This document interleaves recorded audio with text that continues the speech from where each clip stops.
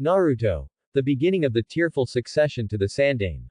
Chapter 61. I see that at his age, though a bit young, he possesses a certain heroic spirit in his brows. If he were to take over as clan head now, with our assistance, I believe it would be more than sufficient. Danzo's words instantly pierced through the Hyuga clan head's hard shell, which was named, Ancestral Rules.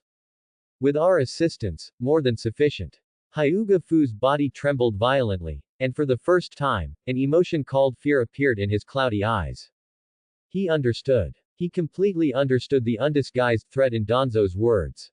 If he did not agree to abolish the main and branch family system, then Danzo, known for his ruthlessness, would not hesitate to use his most favored methods to support his son, Hyuga Hiyashi, to ascend to power. At that time, what would be the fate of this stubborn old clan head? Would it be an accidental death from illness, or would he, Hyuga Fu, dared not think further? A chill shot up his spine to the crown of his head. He stared intently at Danzo, but couldn't utter a single word. He wanted to rage, to reprimand the other party for attempting to subvert the Hyuga, but looking at Danzo's gloomy eyes that seemed to swallow everything, all his courage was drained. Hyuga Hiyashi, sitting behind his father, was still young and didn't quite understand the subtle undercurrents in the adults' conversation, but he could clearly feel that his father was afraid. His father, who in his heart was like a god, representing the highest authority of the Hyuga clan, was now, in front of this gloomy man, as frightened as a startled quail. Seeing that the atmosphere had become extremely oppressive, Uchiha Kagami, who had been playing the good cop, once again spoke at the opportune moment. Clan head Fu. Uchiha Kagami's voice remained gentle. He picked up his teacup and took a small sip, as if the conversation that had just restructured a major clan in an instant was merely casual chatter. Although Elder Danzo's words were a bit direct, his starting point was also for the village and for the future of the Hyuga clan. He put down his teacup, changed his tone, and began to lay a stepping stone for Hyuga Fu. Actually, besides seeking justice for the unfortunate branch family member who sacrificed himself, we also came here to engage in a deeper level of cooperation with the Hyuga clan. Cooperation. Hyuga Fu looked up, his eyes full of confusion. Clan head Fu, as you know, the Konoha construction team, currently overseen by Elder Danzo, is in full swing with the village's renovation project. Uchiha Kagami's face showed a sincere smile, however, the sheer volume of work is immense. For example, are the newly built underground waterways precise in depth and direction? Are the foundations of new buildings sturdy? All of these require a significant amount of manpower and resources for surveying and quality inspection. And for the Hyuga clan, who possess the Byakugan, these tasks are as easy as turning over one's hand. Uchiha Kagami's gaze became fervent. Imagine if the ninja of the Hyuga clan could participate in the construction of the village. Using your eyes to supervise the quality of every project, to discover hidden dangers that are imperceptible to the naked eye. This would not only greatly improve construction efficiency and ensure project quality, but it would also allow all the villagers to see that the Hyuga clan is genuinely safeguarding everyone's living safety with their abilities. Isn't this merit, this prestige, far more meaningful than closing yourselves off and clinging to that so-called main and branch family system? Uchiha Kagami's words were like a ray of light, shining into Hyuga Fu's heart, which had grown dim with fear and stubbornness. That's right, if the Hyuga clan could play an irreplaceable role in the village's construction. If the power of the Byakugan could be displayed in a peaceful, positive way before all villagers, then the Hyuga clan's status in the village would inevitably rise. This might truly be an opportunity. An opportunity for the Hyuga clan to break free from its past closed-off, isolated image and truly integrate into Konoha. As for your concern about the Byakugan leaking out after the caged bird seal is abolished, Uchiha Kagami seemed to read his mind and continued, Elder Danzo has already considered this point. We will entrust the village's top medical ninja and research experts to specifically develop a brand new protective cursed seal for the Hyuga clan. This cursed seal will not cause any harm to clan members. It will normally remain dormant without any effects. Only when a clan member dies, or their eyes are forcibly transplanted, will it automatically activate, instantly destroying the nerve tissue within the eyeball, ensuring that the secrets of the Byakugan are never leaked. We respect the Hyuga clan's heritage, but protection should not come at the cost of clan members' dignity and freedom. This is Elder Danzo's intention. His words were well reasoned, combining both kindness and coercion. It gave the Hyuga clan an irresistible opportunity to enhance their family's prestige, and it also resolved their most fundamental worries. Hyuga Fu looked at the two men before him, one playing the good cop, the other the bad cop, working together flawlessly. He knew he had no other choice. Would he choose to cling to the decaying ancestral rules and be physically removed from the biosphere by Danzo? Or would he choose to adapt to the times, seize this opportunity, and lead the Hyuga clan towards a new future of prosperity with Konoha? The answer was self-evident. After a long while, Hyuga Fu seemed to age 10 years in an instant. He slumped back into his chair and said in a hoarse, weary voice, I understand. I will convene a family meeting to discuss the abolition of the main and branch family system, and the caged bird seal. I hope Hokage-sama and the elders will keep their promises. A satisfied sneer finally appeared on Danzo's face. He stood up, said nothing more, and turned to walk out the door. Uchiha Kagami also stood up and bowed deeply to Hyuga Fu once again. Clan head Fu, you have made a wise decision. I believe history will prove that your choice today was correct. With that, he also turned and left. In the empty reception room, only Hyuga Fu and his son, Hyuga Hiyashi, remained. Father, Hyuga Hiyashi looked at his father's lonely back and called out softly. Hyuga Fu did not answer, merely waved his hand, signaling him not to speak. The lingering glow of the setting sun slanted in through the window, illuminating his wrinkled face, making him appear incredibly aged. An old era had ended. But a new era was about to begin. The caged bird seal, after all, would soar into the sky. Leaving the Hyuga clan compound, the sky was gradually darkening. Danzo and Uchiha Kagami did not return directly to the route base. Instead, they took a detour and arrived at the newly established Konoha Hospital. On the top floor of the hospital, the research department was still brightly lit. When the two pushed open the laboratory door, a strong scent of alcohol mixed with various herbs wafted towards them.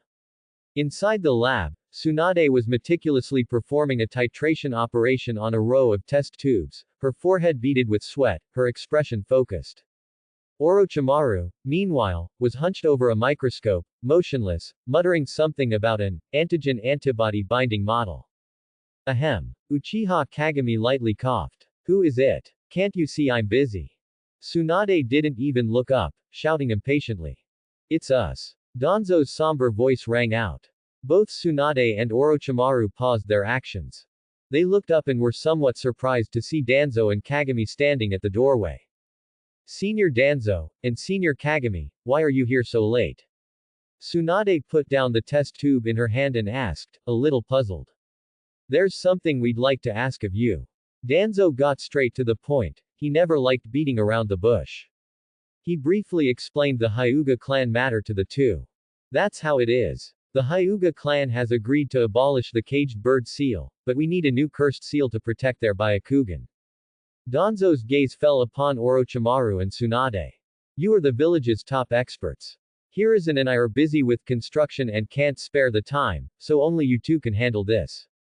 Upon hearing the words, Byakugan, a flicker of interest appeared on Orochimaru's usually indifferent face. A cursed seal to protect the Byakugan. How challenging. No problem. Orochimaru agreed almost without hesitation, the golden snake-like gleam in his eyes shining with the unique light of a research fanatic. Give me some time, and I will design a preliminary plan. But the Hyuga. Don't worry. Danzo chuckled a few times in a low voice, then assured them, the Hyuga clan will cooperate with you fully.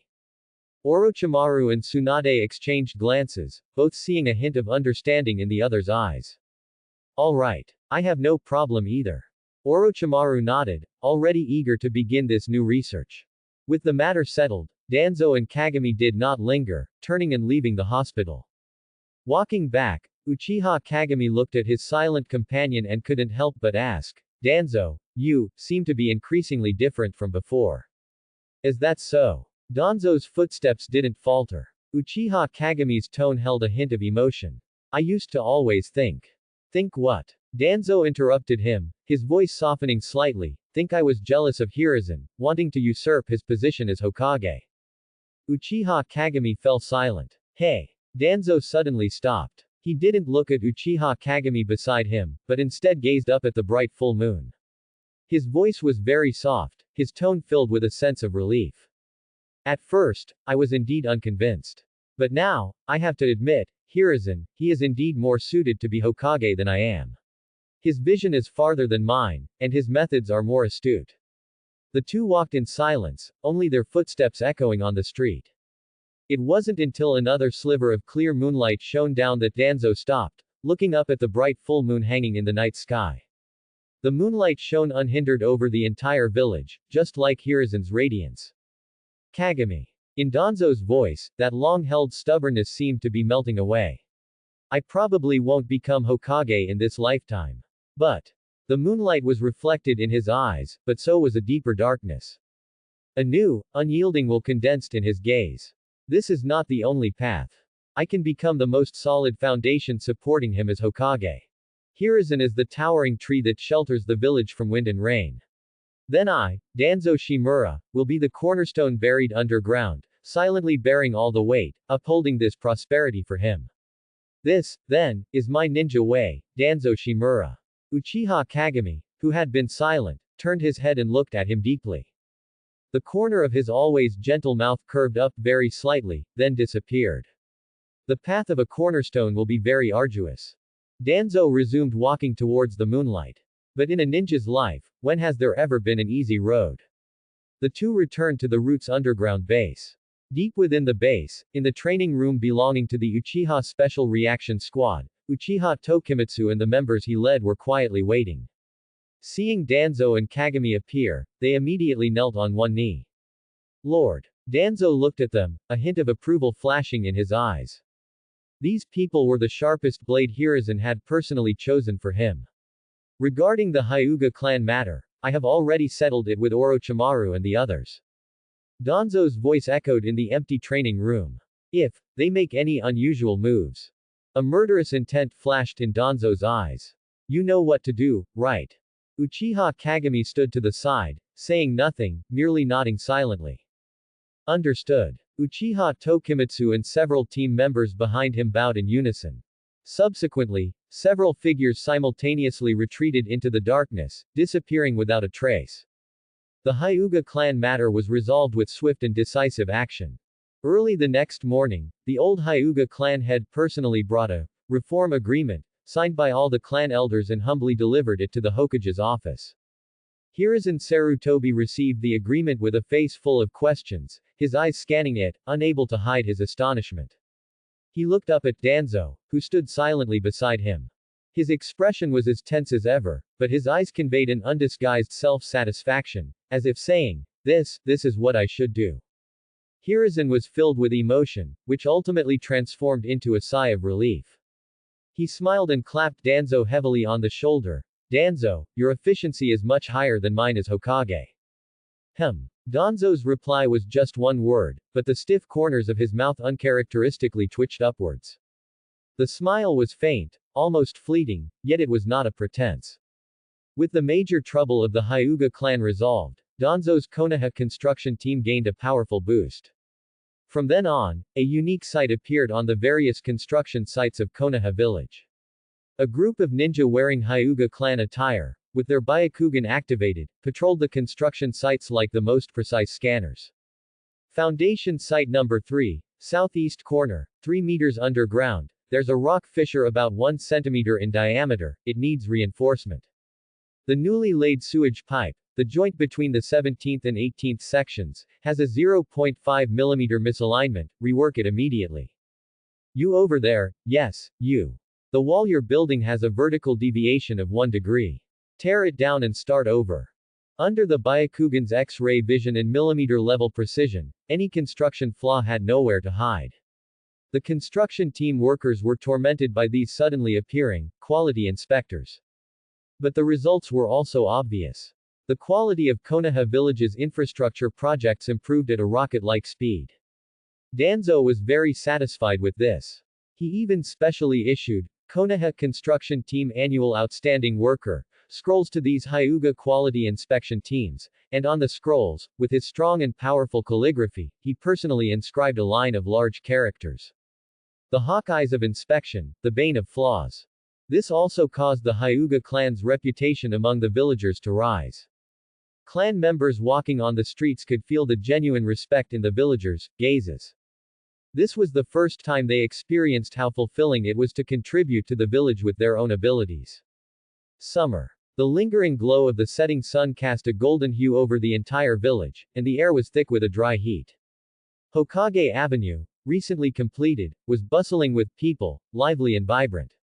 On both sides of the road, newly planted trees had already sprouted tender green branches, adding a touch of vitality to this, Konoha's first road, personally overseen by Danzo. And at the end of the avenue, the entrance of a newly opened shop was even more boisterous, with fragrant aromas wafting out, attracting almost half the street's pedestrians. On the shop's signboard, 4 large characters, written in the Akamichi clan's unique bold and unrestrained calligraphy, read, Akamichi Barbecue. Come, come, everyone, don't be shy. My treat today, eat to your heart's content. In the most spacious private room of the shop, Akamichi Torafu's booming voice was like thunder. He was bare-chested, wearing only a loincloth around his waist, his massive body almost occupying 2 seats. He was laying thick slices of pork belly onto the grill with his hands, while enthusiastically greeting the people seated.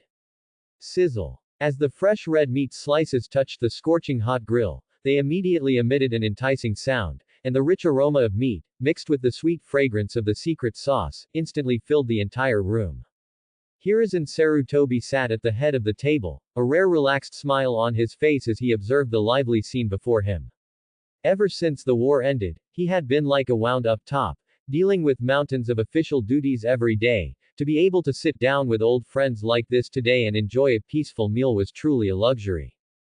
Seated to his left was Danzo Shimura. This former root of darkness, now a master of infrastructure, still maintained his usual stern and gloomy demeanor. But as he looked at the sizzling barbecue on the grill, a hint of everyday warmth appeared in his eyes. Uchiha Kagami sat next to Danzo, his temperament as gentle as jade, smiling as he poured drinks for everyone. Ever since the Hyuga clan's problem was resolved last time, he seemed to have shed a heavy burden, appearing much more cheerful than before. Hiruzen, try this. Akamichi Torafu used his specially made large chopsticks to pick up a piece of pork belly, crispy on the outside, tender on the inside, and glistening with oil, and placed it directly into Hiruzen Sarutobi's bowl without asking. This is from our Konoha ecological farm. The Konoha no. 1 pig that you named. Hiruzen Sarutobi picked up the meat, blew on it to cool it, and put it into his mouth. The meat was firm, fatty but not greasy. As he chewed, a rich burst of juices exploded in his mouth, carrying a faint, fresh, grassy aroma. Excellent. Hiruzen Sarutobi praised sincerely, Torafu, your barbecue skills are getting better and better. The taste of this pork is truly extraordinary.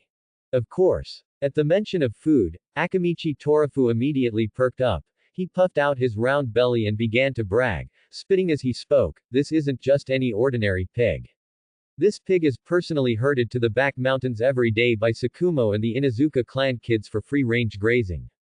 They eat special ingredients provided by the Nara clan, and I heard Sakumo is even crazy enough to have the Uchiha clan use genjutsu to create happiness for them. PFF'd. Uchiha Kagami almost spat out the mouthful of sake he had just drunk. Using genjutsu on pigs. This Sakumo Hatake is truly a talent.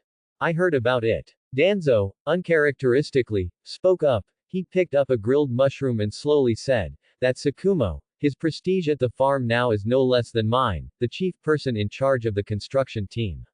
A few days ago, a meritorious sow in Farm Zone A, having exceeded its annual farrowing KPI, Sakumo even held a special commendation ceremony for it and personally awarded it a medal.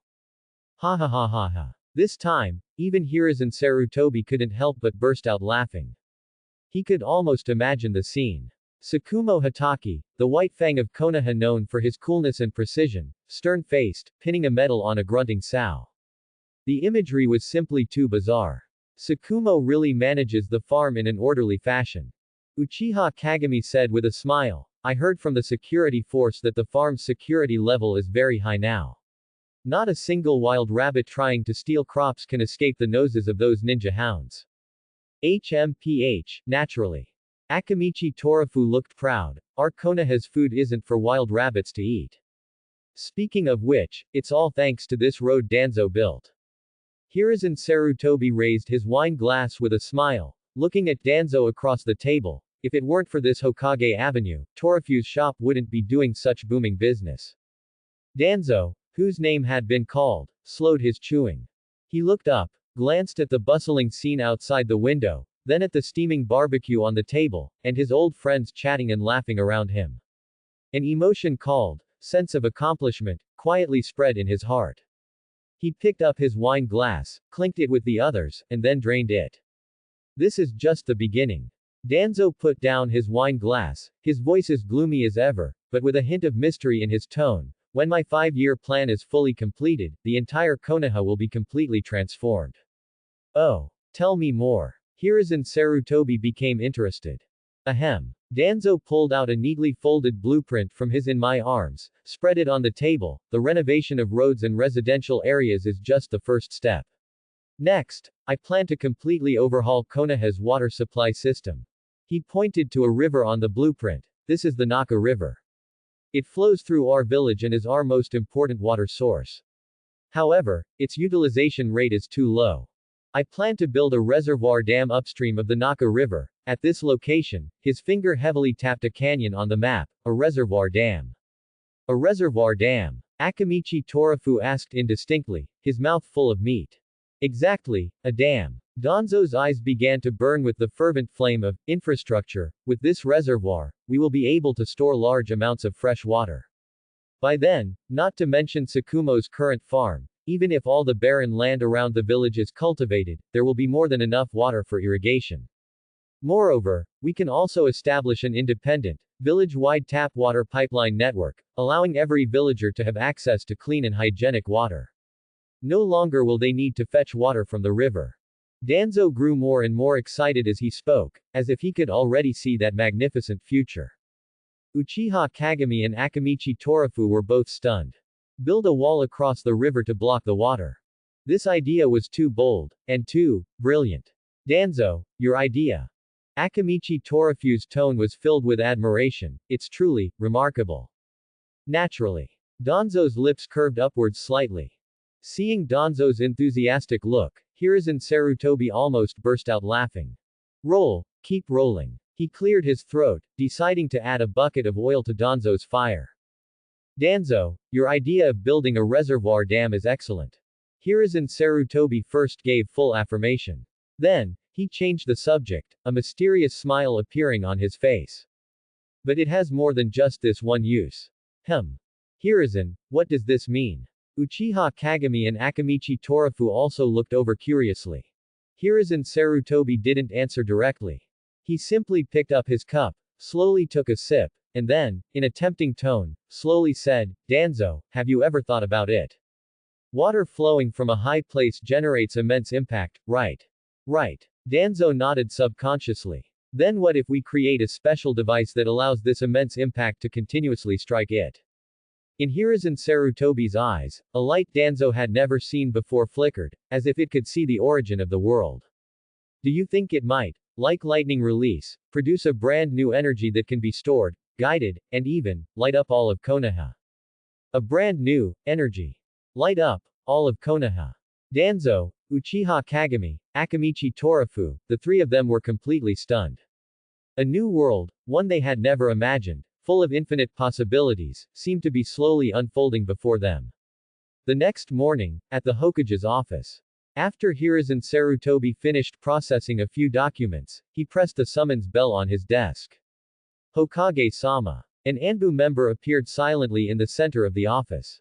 Summon Orochimaru to see me. Yes. In less than 10 minutes, Orochimaru, dressed in white with a pale complexion, appeared at the office door. He pushed the non-prescription clear glasses on his nose, his eyes showing his usual inquisitiveness. Sensei, you called for me. Sit. Hiruzen Sarutobi pointed to the chair opposite, gesturing for him to sit down. Orochimaru sat as instructed, his back straight. Ever since he was thoroughly convinced by Hiruzen Sarutobi's ABO blood-type system theory last time, his reverence for his sensei had deeply rooted itself in his bones. In his opinion, Hiruzen Sarutobi was no longer a mere ninja, but a researcher at the forefront of the world. Orochimaru, how do you understand the word energy?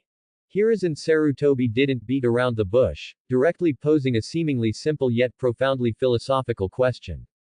Energy. Orochimaru paused, then fell into deep thought. From the perspective of ninjutsu, energy is chakra. He calmly analyzed, chakra is formed by the combination of physical and spiritual energy, and it is the basis for releasing all ninjutsu.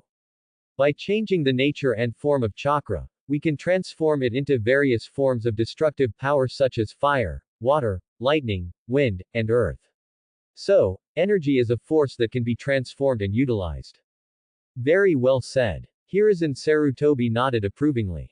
As expected of Orochimaru, he understood with just a hint. Then, Orochimaru, have you ever thought about it? In Hiruzen Sarutobi's eyes, a guiding light flickered. Besides chakra, does there exist another, more fundamental, more universal form of energy in this world? Another kind of energy. Orochimaru's breathing slowly steadied. His truth-seeking brain began to churn rapidly. In nature, lightning can produce light and heat, water flow can move huge rocks, wind can lift houses, these all seem to contain some kind of power. But most of this power cannot be directly utilized. Sensei's meaning is. Orochimaru's voice carried a hint of doubt. Exactly. Hiruzen Sarutobi looked at him and slowly said, I recently came up with an interesting hypothesis. This hypothesis is that all movement in nature, such as the impact of water flow, the blowing of wind, is essentially a release of energy. And this energy, under specific conditions, can be transformed, stored, and even guided.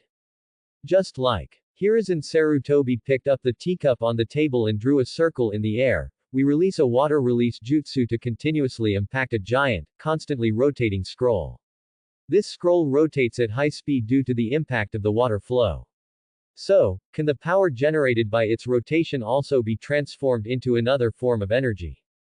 For example, electricity. Boom. These words, like a clap of thunder, resounded in Orochimaru's mind. Water, impact, rotation, transformation. That's right. Just like the tiny sparks generated by friction, a huge sense of excitement instantly surged through him. Seeing Orochimaru's invigorated look, Hiruzen Sarutobi knew the fish had taken the bait. He took out a sketch he had drawn overnight from his drawer and pushed it in front of Orochimaru. The sketch depicted an extremely complex device. The central axis of a wheel was connected to a strange cylindrical object, resembling a giant sealing scroll, composed of countless metal coils and magnets. The other end of the cylinder was connected to two thick metal wires, extending into the distance. This is. Orochimaru picked up the sketch as if holding a peerless treasure. His fingers gently traced the lines on the drawing, every line and symbol fascinated him. I call it the conceptual diagram for the art of energy transformation. The wheel impacted by the water flow, I call it a water turbine. The cylindrical object behind it, made of coils and magnets, is the core, and I call it a generator. And the energy it produces, I call it electricity. Electricity. Orochimaru repeatedly chewed on this unfamiliar word, his eyes filled with fanaticism. Exactly, electricity. Hiruzen Sarutobi nodded. It's like the chakra of lightning release. It can emit light, generate heat, and be used for many things. Sensei, this. Orochimaru looked at Hiruzen Sarutobi, his admiration reaching its peak. If the previous blood-type system only allowed him to glimpse the tip of the scientific iceberg, then this art of energy transformation directly revealed the mysteries of nature to him. Orochimaru. Hiruzen Sarutobi looked at him and said in an extremely solemn tone, Danzo Shimura is planning to build the Naka River Dam. I need you to turn this blueprint concept into reality. I will establish a completely new research team, Team Zero, in the name of the Hokage. I appoint you as the leader of Team Zero, fully responsible for this S-rank top-secret research project, the art of energy conversion. You can choose personnel freely from ninja and artisans. I have only one request. Hiruzen Sarutobi looked into Orochimaru's eyes. I hope that every family in Konoha will be able to use this energy called electricity. Let the nights of Konoha no longer be solely illuminated by the flickering of candlelight. Orochimaru's body trembled violently. Looking at the longing for the future in his teacher's eyes, and the determination to change the world.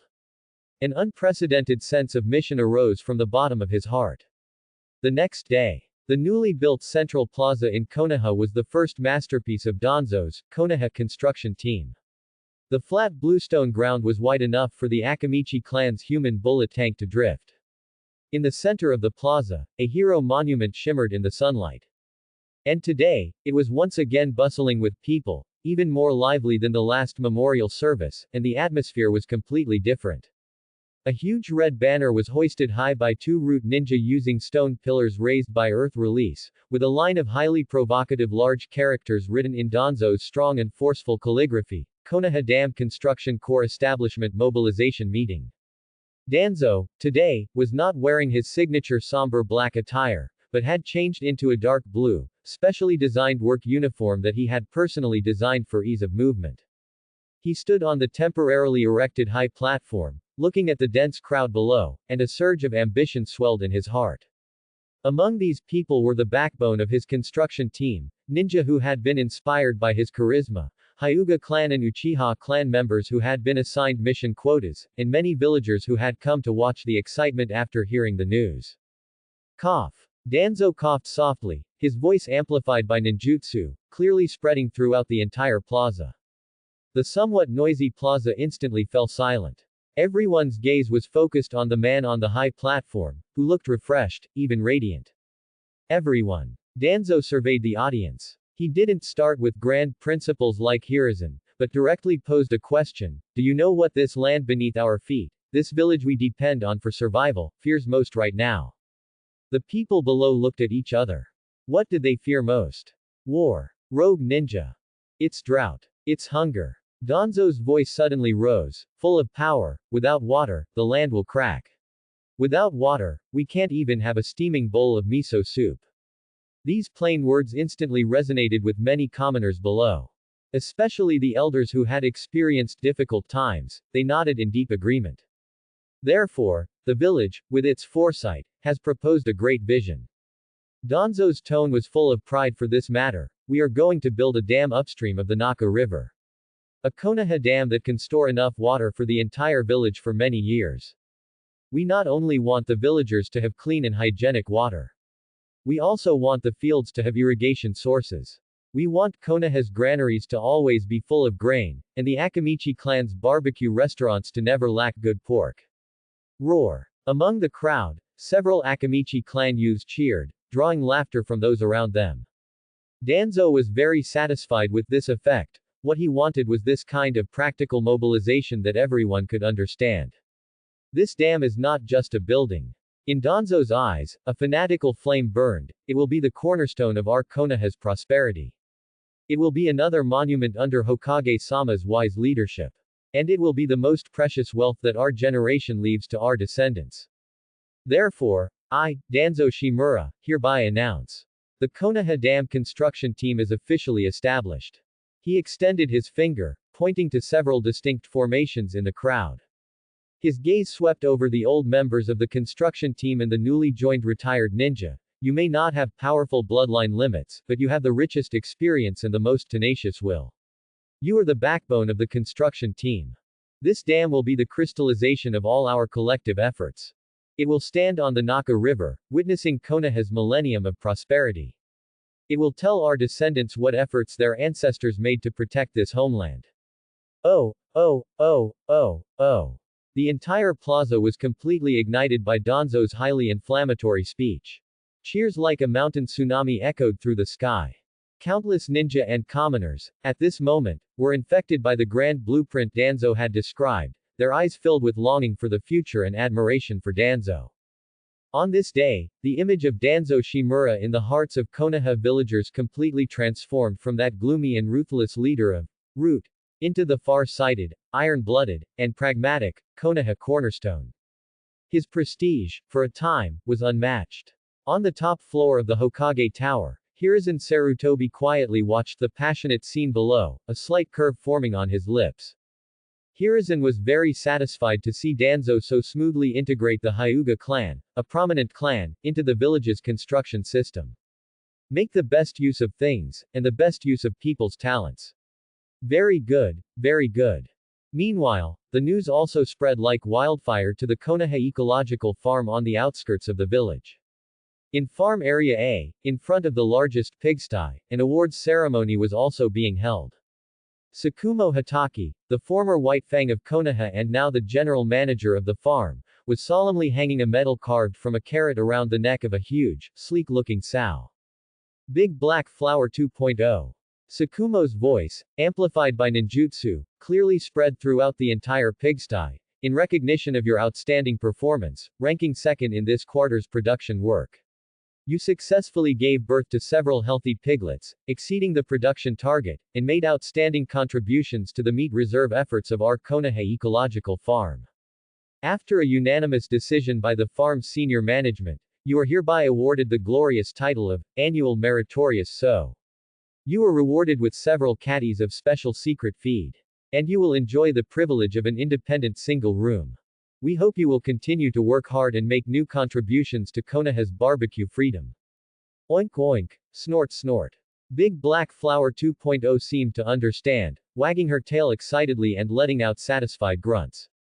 The surrounding Akamichi clan breeders and Inazuka clans, sheepdogs, watching all applauded enthusiastically and barked joyfully.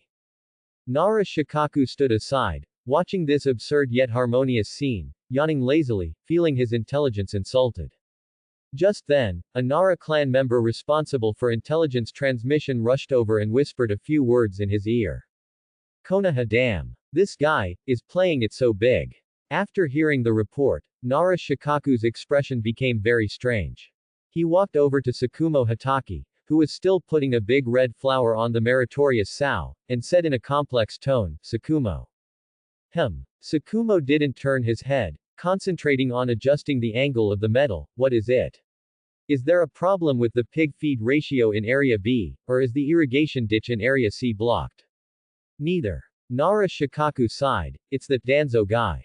Today, he held some kind of dam construction mobilization meeting in the central plaza. He made a huge spectacle of it, and publicly announced that he would build an immortal monument to protect Konoha for 1,000 years. Immortal monument. Tsukumo's action of putting the flower on the pig stopped. He quietly wiped off the pig drool that had gotten on his hands. His eyes instantly became incredibly sharp. That was the gaze belonging to the White Fang of Konoha. The fervent atmosphere of the mobilization meeting still echoed above Konoha village. Villagers gathered in groups of 3 or 5, excitedly discussing the envisioned reservoir and how Lord Danzo would once again create a miracle. And the central figure of this carnival was Danzo Shimura.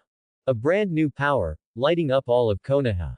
Hiruzen Sarutobi's tempting words that night at the barbecue restaurant had been swirling in his mind for several nights, making him itch with anticipation. But he knew very well that any grand blueprint must be built on a solid foundation. Before envisioning that, he had to first ensure that this reservoir could stand firmly on this land. No matter how grand the architectural blueprint, it had to start with digging the first shovel of dirt. Kagami, the personnel list and initial deployment arrangements are entrusted to you. Understood. Uchiha Kagami nodded, he was already accustomed to Danzo's decisive style. The rest of you, follow me. Danzo waved his hand, not even returning to his office, and directly led several root elites who had been by his side, galloping towards the upper reaches of the Naka River. The root ninja were all elites among elites.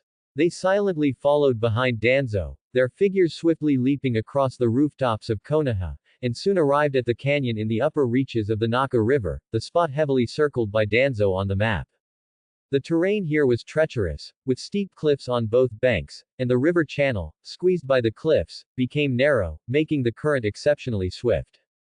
This is it. Danzo stood on the edge of the cliff, overlooking the surging river below, his eyes gleaming with excitement.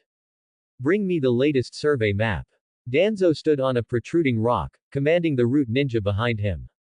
A root ninja immediately took out a detailed topographical map from a large scroll on his back and respectfully handed it over.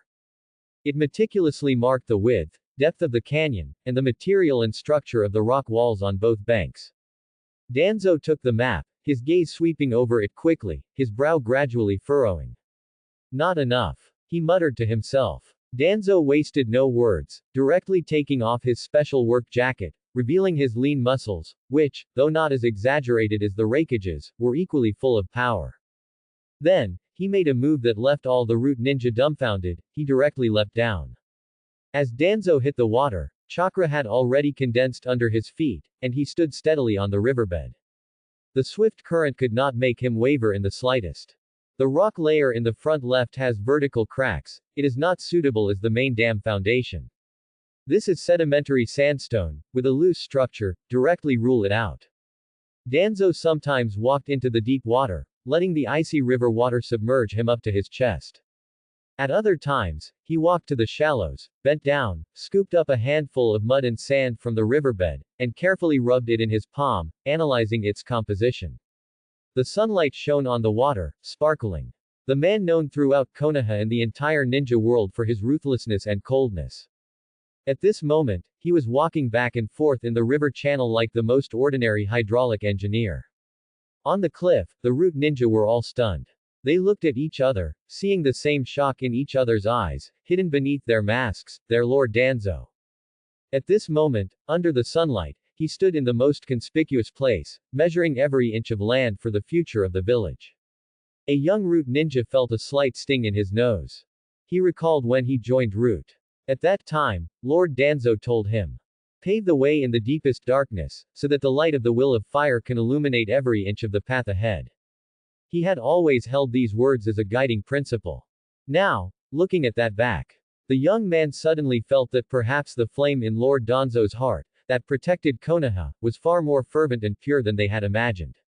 An advisor elder who, to build a road, would personally use earth release to reinforce the foundation. A root leader who, to build a reservoir, would disregard his status and personally survey the geology. Just as the root ninja were collectively moved to tears, Danzo finally completed his work. Danzo Shimura spread the map on the ground, then took a pen from a root member's hand, and began to quickly mark things on it. Here, and this, can serve as support points for the main dam body. This line is the optimal diversion route, which can minimize the impact on the downstream ecosystem.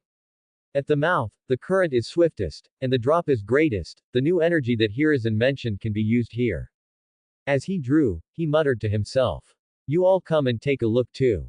The root ninja immediately gathered around. They were no longer assassins, no longer spies. At this moment, they became a group of the most focused discussants. The sun set in the west, casting a warm golden glow over the canyon. A group of ninja, mostly accustomed to darkness, were now gathered together. Under the lingering glow of the sunset, they discussed a great project that would illuminate the future of the entire village. This scene was exceptionally harmonious. Autumn is still. The morning sun, like a thin golden veil, lazily streamed into the Hitaki house through the windows. Father. A tender, milky call woke Tsukumo Hitaki from his deep sleep. He slowly opened his eyes, and what greeted him was a fluffy, silver-white little head. Kakashi Hitaki had woken up at some point. The little fellow, dressed in blue pajamas, was trying to climb onto his father using both hands and feet. His silver short hair, identical to his father's, was messy from a night's sleep, like a spirited little hedgehog. "Kakashi, stop it. Let father sleep a little longer." Tsukumo's voice was hoarse from just waking up. He reached out, trying to pull the energetic little fellow off him. No. The sun is already up. Kakashi was insistent, grabbing his father's pajamas with his small hands. With a push, he successfully climbed onto his father's chest, then sat down with a thud, looking down at his father with sparkling eyes. Tsukumo sighed helplessly, his sleepiness completely gone. He reached out his large hand and held his son in his arms. Those hands, which had once held the white-fanged short sword and had spilled countless blood on the battlefield, were now exceptionally gentle, as if afraid of hurting the small body in his embrace. All right, I'm up. Hee. Kakashi let out a triumphant laugh, rubbing his small head against his father's broad chest. The sliding door was gently opened, and Tsukumo's wife, Hitaki Miko, walked in carrying a wooden tray. Seeing her husband and son in there, Little Bear pressing Big Bear, pose, a gentle smile appeared on her face. You too, so energetic first thing in the morning. She placed the tray on the low table.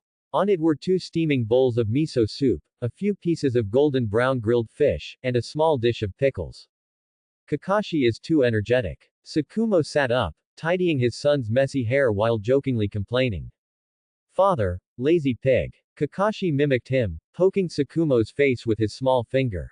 You rascal. Tsukumo didn't know whether to laugh or cry, so he just reached out and pinched his son's chubby little cheek. Hitaki Miko arranged the breakfast. She looked at the faint dark circles under her husband's eyes and said with some concern, You've been working too hard at the farm recently. You leave before dawn every day and don't come back until dark. Even an S-rank mission should have some rest. I can't help it. The farm just started a while ago, and there's a lot to do. Tsukumo took a sip of miso soup, feeling the warmth spread through his body from his stomach. The first batch of rice is almost ready for harvest, and a batch of piglets from the Akamichi clan has entered their fattening period. When he spoke of these farm chores, his tone was so natural it was as if he was born a farmer, not the white fang of Konoha that struck fear into the hidden sand village. Even so, you need to rest. Miko's tone was non-negotiable. Look at you, you've lost weight. If this continues, your body will break down. She paused, then thought of an idea. How about we all go to the farm today? I'm curious to see what this ecological farm you talk about all the time looks like. And let Kakashi see how amazing his father's workplace is. Go to the farm. Tsukumo was momentarily stunned. Go. Go. Go see the big pigs. As soon as Kakashi heard the word, pig, his eyes instantly lit up. He put down his spoon and shouted, I want to see, talking pigs. PFF'd. Miko was amused by her son. Who told you pigs can talk? An older brother I don't know told me. Kakashi answered seriously. He said that the pigs father raises are all grown with genjutsu and can sing the Konoha village anthem. Tsukumo's face instantly darkened. Looking at the expectant eyes of his wife and son, Tsukumo couldn't bring himself to refuse. He was silent for a moment, then finally nodded. All right. That's great. Miko's face broke into a happy smile. Kakashi was even more delighted, jumping up and down. Woohoo. After breakfast, Tsukumo began his most challenging task of the day, dressing Kakashi Hitaki. Come on, Kakashi, put your arm in. No, it's this arm. Lift your leg, time for pants, hey, don't wiggle. Tsukumo Hitaki, a top jonin who could take the head of an enemy general amidst 1,000 troops, was now sweating profusely over a small child's garment. Kakashi, meanwhile, was like a boneless little loach, twisting and turning in his father's arms, giggling, seemingly finding it a very fun game. Hitaki Miko leaned against the doorframe, watching the clumsy father and son, laughing so hard the tears almost came to her eyes. She walked over, took the already crumpled clothes from her husband's hands, and in no time, had Kakashi dressed neatly. Finally, she skillfully helped him put on a small black mask, leaving only his large, sparkling black eyes visible. There, I don't know why you like wearing a black mask. Miko patted Kakashi's little head. It's cool. Because I want to become an amazing ninja-like father in the future. Ninja have to be cool and handsome. Tsukumo looked at his refreshed son, then at his own clumsy hands, a rare hint of embarrassment appearing on his face. He suddenly felt that raising a child might be more difficult than assassinating the cage. HMPH, father, clumsy. Kakashi smiled triumphantly through his mask, making a muffled comment. Tsukumo's mouth twitched. He walked to the Genkan, took down the white fanged short sword that had accompanied him for many years from the wall, and habitually tucked it behind him. Tsukumo looked at his reflection in the mirror, silver white short hair, calm eyes, and casual home clothes. This appearance made him feel a little unfamiliar. Since Hokage-sama assigned him to manage this farm, he hadn't smelled blood for a long time. His daily interactions were with the crops in the fields, the livestock in the pens, the Akamichi clan members who, though simple, also worked hard for the village, and the boisterous but incredibly reliable Inuzuka clan members. Life had become peaceful and fulfilling. He hoped such peace would last a little longer. Just then, a small hand grabbed his clothes. Father, let's go. Kakashi looked up, his black eyes fixed on him without blinking. Sakumo lowered his head, meeting his son's pure, unadulterated eyes. He suddenly understood the deeper meaning of Hokage-sama's words back then. There are many ways to protect. Slaying enemies on the battlefield is protection. But now, allowing his son, and thousands of children in the village, to grow up carefree in a peaceful environment, looking forward to seeing, talking pigs, isn't this an even more important form of protection? Yes, let's go. A gentle smile, one he hadn't even noticed himself, appeared on Sakumo's face. He bent down, picked up Kakashi, and with his other hand, tightly held his wife's hand. The family of three, ready to go, walked out of their home hand in hand, bathed in the warm autumn sunlight. Kakashi was full of anticipation for the talking pigs he was about to see, continuously muttering about them. Sakumo listened to his son's innocent words, and looking at his wife's gentle smile beside him, felt his heart filled with a sense of peace and happiness. The Hitaki family walked along the Hokage Avenue, personally supervised by Danzo, the Konoha cornerstone, and now fully open. This road certainly lived up to its name, Konoha's first road. The road surface was paved with a special bluish-gray stone slab, feeling quite solid underfoot. The width of the road was even more exaggerated than expected, much wider, more than enough even for a Konoha meat tank race. The transplanted maple trees on both sides had begun to turn red, their fiery leaves swaying in the autumn wind, a beautiful sight. What surprised Mizi even more were the brand new shops lining both sides of the road, standing in neat rows. Oh, look, that shop must be new, right? The Uchiha clan's fan logo. They even opened a dessert shop. Mizi exclaimed, pointing at a shop not far away with a sign that read, Uchiha Sweets. A long queue of people stood outside the shop, and the air was filled with a sweet fragrance. Yes, it's Hokage-sama's new policy, Sakumo said, looking at the bustling shop, a hint of imperceptible pride in his voice. Hokage-sama encourages them to use interest-free loans provided by the village to participate more in commercial activities. Look at that one, it's a fabric store opened by the Hyuga clan. They use their Byakugan to inspect the warp and weft density of the fabric. It's said that not a single defective item is produced, and they sell very well. Sakumo pointed to another shop. Mizi listened, a little stunned. She felt as if she hadn't properly walked the streets for over half a year, and the changes in the village were surprisingly vast. People came and went on the street, and everyone's face was beaming with genuine smiles.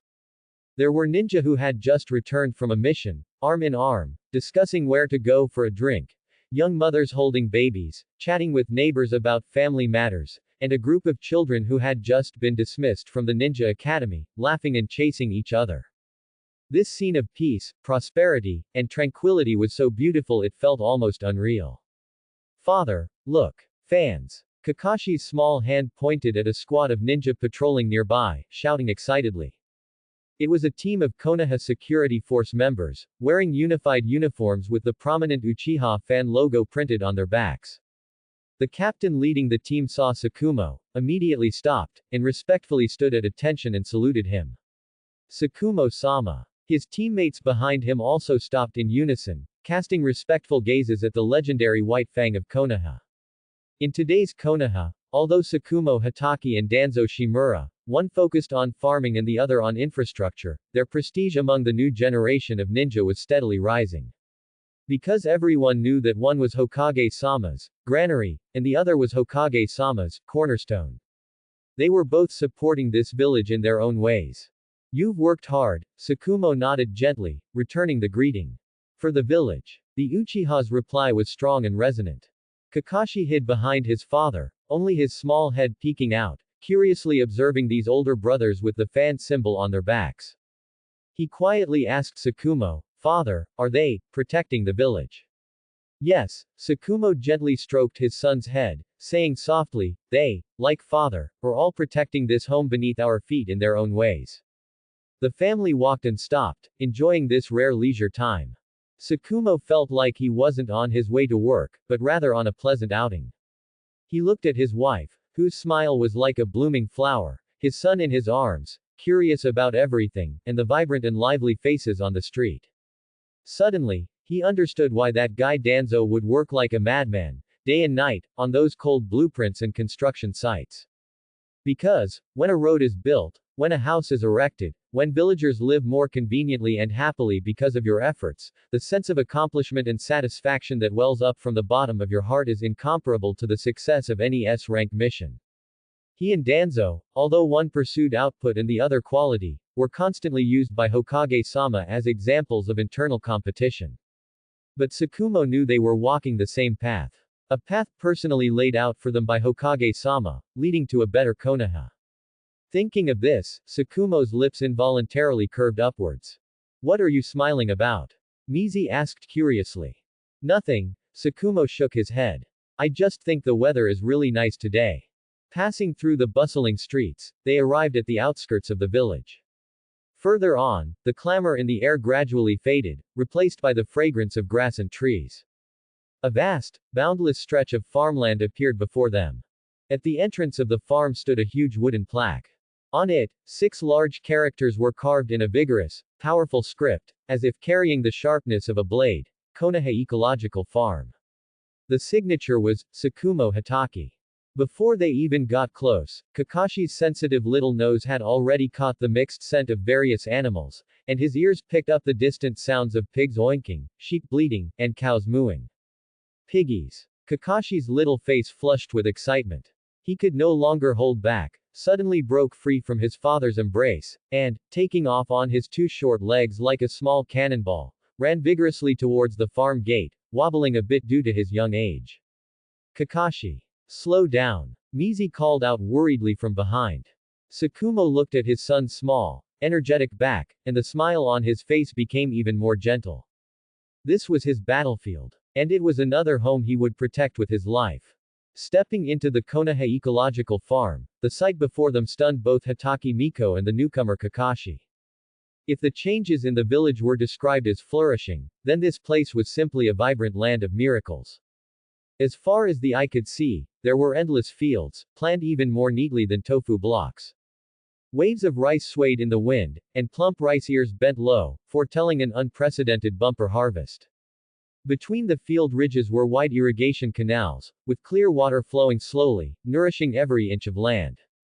In the distance were several huge, circular buildings, like small hills. Kakashi pointed curiously. Father, what are those? Such big mushrooms. Those are pigsties, Tsukumo explained succinctly. Pigsties. Miko's mouth hung open. The pigsties she imagined were dirty, cramped, and foul-smelling places. But the pigsties before her were clean, tidy, and even gleamed in the sunlight. Further in the distance was a vast grassland. Herds of cattle and sheep, like clouds in the sky, were scattered across the grass, leisurely grazing. And on the periphery of the sheep and cattle herds, a dozen robust ninja hounds were running back and forth with agile steps. They occasionally let out a short bark or two, like experienced generals, directing the cattle and sheep, which outnumbered them by dozens, to move in an orderly fashion, preventing them from overgrazing the same patch of grass.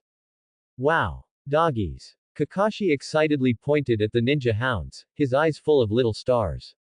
Just then, a hearty voice rang out. Yo! Isn't that farm manager Tsukumo? Akamichi Torafu, bare-chested, walked towards them, followed by several exceptionally burly ninja, clearly from the Akamichi clan, standing on the field ridge. And their method of tilling the land made Kakashi's jaw drop. Hey! Are you ready? One chubby young man shouted. Ready. The clansmen in the field responded in unison. Partial expansion jutsu. The Akamichi clansman gave a low shout, and his 2 arms instantly swelled and enlarged, becoming a pair of giant hands. Then, he bent down, plunged his huge hands into the soil, and flipped it over with a mighty heave. Boom! A large section of hard ground was easily turned upside down, and the soft soil was exposed to the air. The efficiency was astonishing. The Akamichi clan is actually using the expansion jutsu to till the land. Miko watched this scene, a little exasperated. This was probably the most efficient and most luxurious method of farming in ninja world history. Hokage-sama said this is called making the best use of talent and techniques.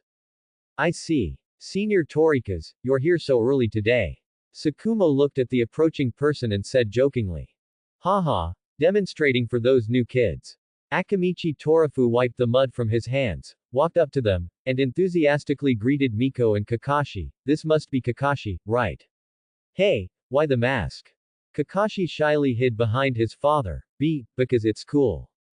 Alright, then you two take your time looking around. I'm going to grab something to eat. Goodbye, Uncle Torikaze. Akamichi Torafu, who had already turned his back, waved his hand in response. Woof. Woof woof. Lord Tsukumo, a young boy from the Inuzuka clan, with his ninja hound, jogged over to greet them enthusiastically. The ninja hound beside him was a spirited white Shiba Inu-like dog, Wankai, who also wagged his tail at Kakashi in a friendly manner. Wow! Doggy, kawaii! Kakashi exclaimed excitedly, his eyes sparkling. Tsukumo nodded. How is the pasture growth in Zone B? Reporting, Lord Tsukumo. Everything is normal. As per your instructions, we are implementing a rotational grazing system to ensure no single patch of grass is overgrazed. We guarantee that every cow and sheep will eat the freshest, most nutritious forage. The young boy puffed out his chest. A gust of wind blew a few strands of hair stuck to his forehead, and the sunlight shone upon him. It wouldn't be an exaggeration to call him an angel. Kakashi, meanwhile, curiously reached out his small hand, wanting to pet the seemingly friendly ninja hound. Wankai also had a very good temperament, actively approaching and rubbing his fluffy head against Kakashi's palm. Doggy, soft. Kakashi giggled. Kakashi likes animals. The young Inuzuka boy, seeing this, also smiled. Would you like to experience our Inuzuka clan's unique horsemanship? With that, he blew a whistle. Not far away, a particularly robust and gentle-led sheep slowly trotted over. After getting Tsukumo's permission, the Inuzuka boy carefully lifted an excited Kakashi onto the soft back of the sheep. Whoa! Kakashi experienced this feeling for the first time, his small hands tightly gripping the sheep's thick fleece, both nervous and excited. The little lamb was also very cooperative, taking small steps and slowly strolling across the grass, while the Inuzuka boy and his ninja hound followed closely, protecting him. Miko watched her son bouncing up and down on the sheep's back, laughing and waving his arms, and a happy smile appeared on her face. After settling his wife and son, Tsukumo turned and walked towards a large tree at the end of the field ridge. Under the shade of the tree, a familiar figure lay lazily, a foxtail grass in his mouth, staring at the clouds in the sky, looking utterly resigned. It was Nara Shikaku, the farm's deputy manager and chief planner. Shikaku, slacking off again. Tsukumo's voice was calm and unruffled. So troublesome. Nara Shikaku didn't even lift an eyelid, saying weakly, Tsukumo, I'm telling you, being this deputy manager is more tiring than analyzing battle situations on the battlefield. Do you know, yesterday the irrigation canal in Zone C was blocked by a few lost toads. The Akamichi boys on duty calculated 13 different unblocking solutions and specifically called me over to choose the optimal one. Tsukumo. He suppressed the upward curve of his lips, choosing not to take the bait, and directly asked, what about yesterday's statistical report? Regarding the farm's production plan for the next quarter. Here. Nara Shikaku pulled out a scroll from his embrace and tossed it over. Grain is not a problem. That rice that Hokage-sama gave us is growing terrifyingly fast. At this rate, if we open up more fields, let alone winter, even if we fight another ninja world war, our grain reserves will be enough to feed the entire village for several years. But, he changed his tone, his expression becoming serious, there's a very troublesome problem. Speak. Vegetables. Nara Shikaku sat up, the laziness gone from his face. What we're currently growing are seasonal vegetables, like fuzzy melon, lettuce, and string beans. These things have high yields and grow quickly, but as the weather gets colder, they'll soon be impossible to grow. He pointed to the distant leaves that were already starting to turn yellow, saying with a headache. In 2 months at most, the ground will start to freeze. Tsukumo listened to Shikaku's complaints, his brow gradually furrowing. He looked into the distance, where his son Kakashi was still happily laughing on the sheep's back, having a great time. The rice fields were full of harvest in the sunlight.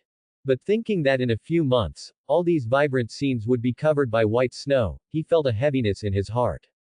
The farm's development had encountered a technical bottleneck. The seasons. This problem seemed to have gone beyond the scope of how to cultivate the land well. As autumn deepened, a hint of coolness began to permeate the air in Konoha village. On the training ground next to the Hokage Tower, a thick layer of fallen leaves crunched underfoot. In stark contrast to this desolate autumn scene, the Konoha ecological farm was bustling with a vibrant harvest.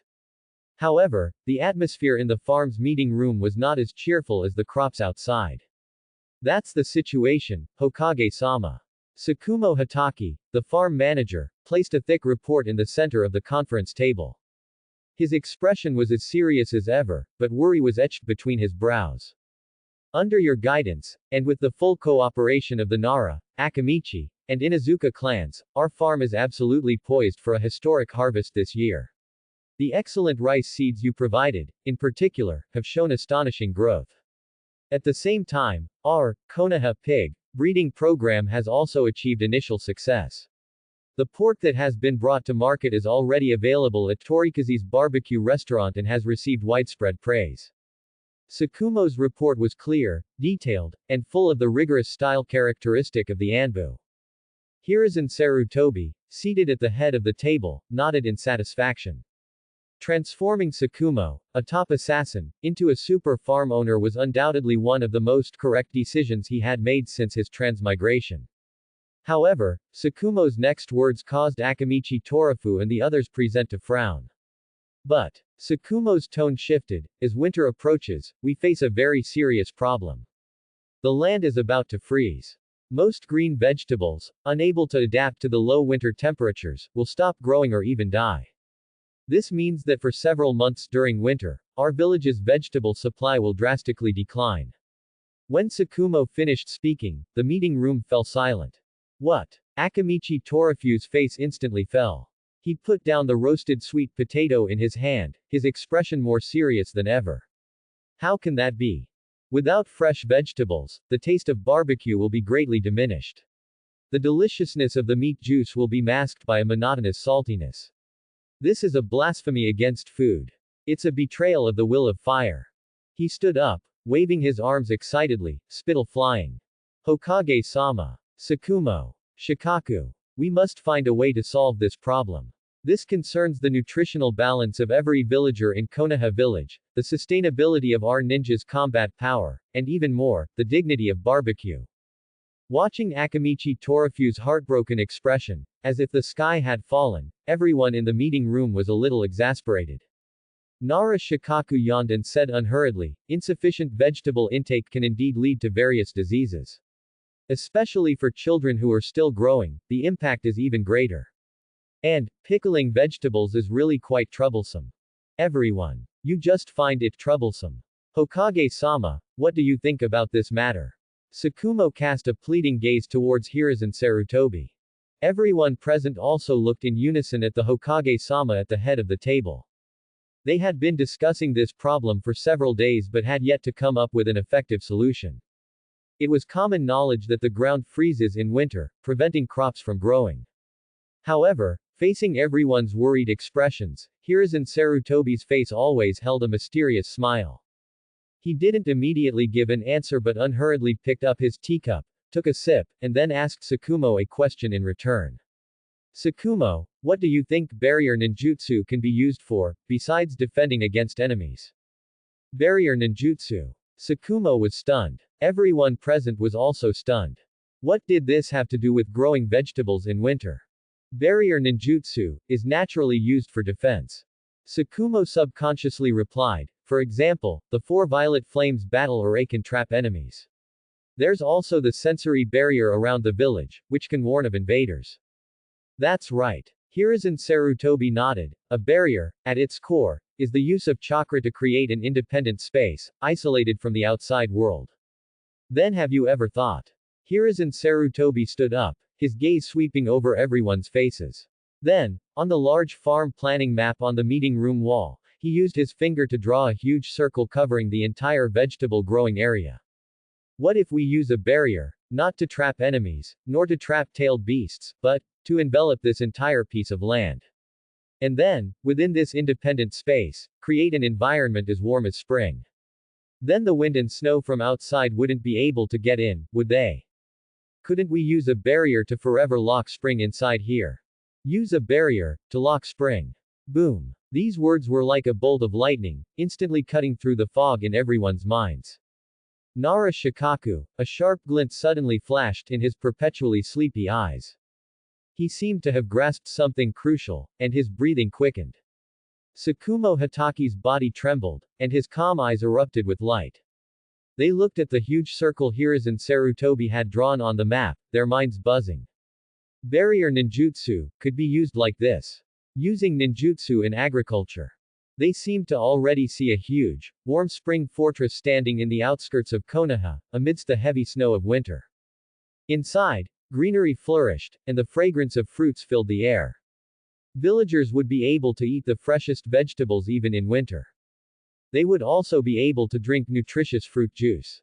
Using a barrier to lock in spring. Akamichi Torafu's mouth, full of roasted sweet potatoes, forgot to chew and hung open in a daze. A strange atmosphere filled the meeting room. Everyone present was a top Konoha elite. Their brains had processed the most complex battle situations and analyzed the most intricate intelligence, but now, they felt their minds were a bit overwhelmed. Barrier ninjutsu, in their understanding, was for defense, for trapping enemies, like the Four Violet Flames formation, a battlefield weapon. Now, it was to be used for growing vegetables. This cross-industry leap was too outrageous. Had the times changed too quickly, or had they already been eliminated by each other? Seeing the three agricultural giants, with expressions like they'd been struck by lightning, Hiruzen Sarutobi chuckled inwardly. This is exactly the effect I wanted. He cleared his throat, knowing it was time to give them a lesson in agricultural science, a dimension-shattering revelation. He slowly unfolded the blueprints, which had been drawn up overnight and were covered with various strange ninjutsu formations and complex structures, on the conference table. The title of the blueprint, written in an elegant and powerful font, read a line of large characters. Constant Temperature Barrier Farm Preliminary Concept. Please look, everyone. Hiruzen Sarutobi's voice pulled everyone back from their shock. He pointed to the huge, translucent dome on the blueprint, shaped like an inverted bowl, and began to elaborate on his core principle. My concept is that, first, our village's most elite barrier team will set up a sufficiently large, square barrier in the farm's vegetable cultivation area. This barrier doesn't need the extreme defensive power of the Four Violet Flames formation. Its main purpose is isolation. To isolate external wind and snow, to isolate the severe cold of winter, and to create a relatively independent, enclosed environment internally. Hiruzen Sarutobi paused for a moment, giving them time to digest, then continued, with this enclosed environment, the next step is to raise the temperature. His finger tapped on the dense, complex red patterns on the blueprint, like a circuit board. These are a composite fire release ninjutsu array I designed. It's composed of countless miniature fire release ninjutsu, which can be uniformly inscribed on the inner wall of the barrier like a net. We don't need it to erupt with the power of the Great Fireball technique. On the contrary, what we need is a continuous, stable, and weak chakra output. Through the barrier team ninja's rotating shifts, a minimal amount of chakra is continuously input into this ninjutsu array, allowing it to act like a giant heater, continuously releasing heat, thereby maintaining the temperature inside the barrier consistently between 15 and 20 degrees, which is most suitable for vegetable growth. By then, let alone snow, even if a blizzard rages outside, the soil inside the barrier will still be soft and warm. We can plant whatever we want. Shikaku, what do you think? Hiruzen Sarutobi's gaze finally fell on Nara Shikaku. Nara Shikaku let out a long breath. Hokage-sama, your concept, it's simply devilish. The fire release ninjutsu array on the inner wall of the barrier is designed too exquisitely. It requires a high degree of chakra control, which can be entrusted to the Uchiha clan. For those who don't understand, you can think of this as a giant house heated by fire release ninjutsu. That's one way to understand it. Hiruzen Sarutobi nodded, but it's better than a house because it's large enough and semi-transparent, so it won't affect sunlight. Sunlight, temperature, soil, when these conditions are met, then inside the barrier, it will be spring all year round. Not only can we grow fresh lettuce and green beans in winter, but we can even try to cultivate some plants with higher environmental requirements. By then, tofu, your barbecue can be paired with garlic cucumber or tomato salad. Garlic cucumber with barbecue. Akamichi Torafu's eyes instantly lit up, and a beautiful scene already appeared in his mind. Outside, it was a snowy winter, while he sat in the barrier, warm as spring, with a sizzling slice of roasted pork belly in his left hand and a crisp, refreshing piece of lettuce in his right. Oh my god. What a wonderful combination. The way he looked at Hiruzen Sarutobi had changed from admiration to fervent worship. This was no longer just the Hokage, this was a decree from the god of barbecue. I agree. Even if my Akamichi clan has to go without food and drink, we will build this constant temperature farm. Akamichi Torafu slammed his hand on the table, his fat trembling. After a brief moment of shock, Tsukumo Hatake keenly caught the deeper strategic significance in Hokage-sama's words. Hokage-sama. His voice was a little dry. If this technology can really be realized, then our Konoha will possess an almost infinite, independent logistical support system, free from any external resources. In times of war, this means we no longer need to worry about enemy blockades and sabotage.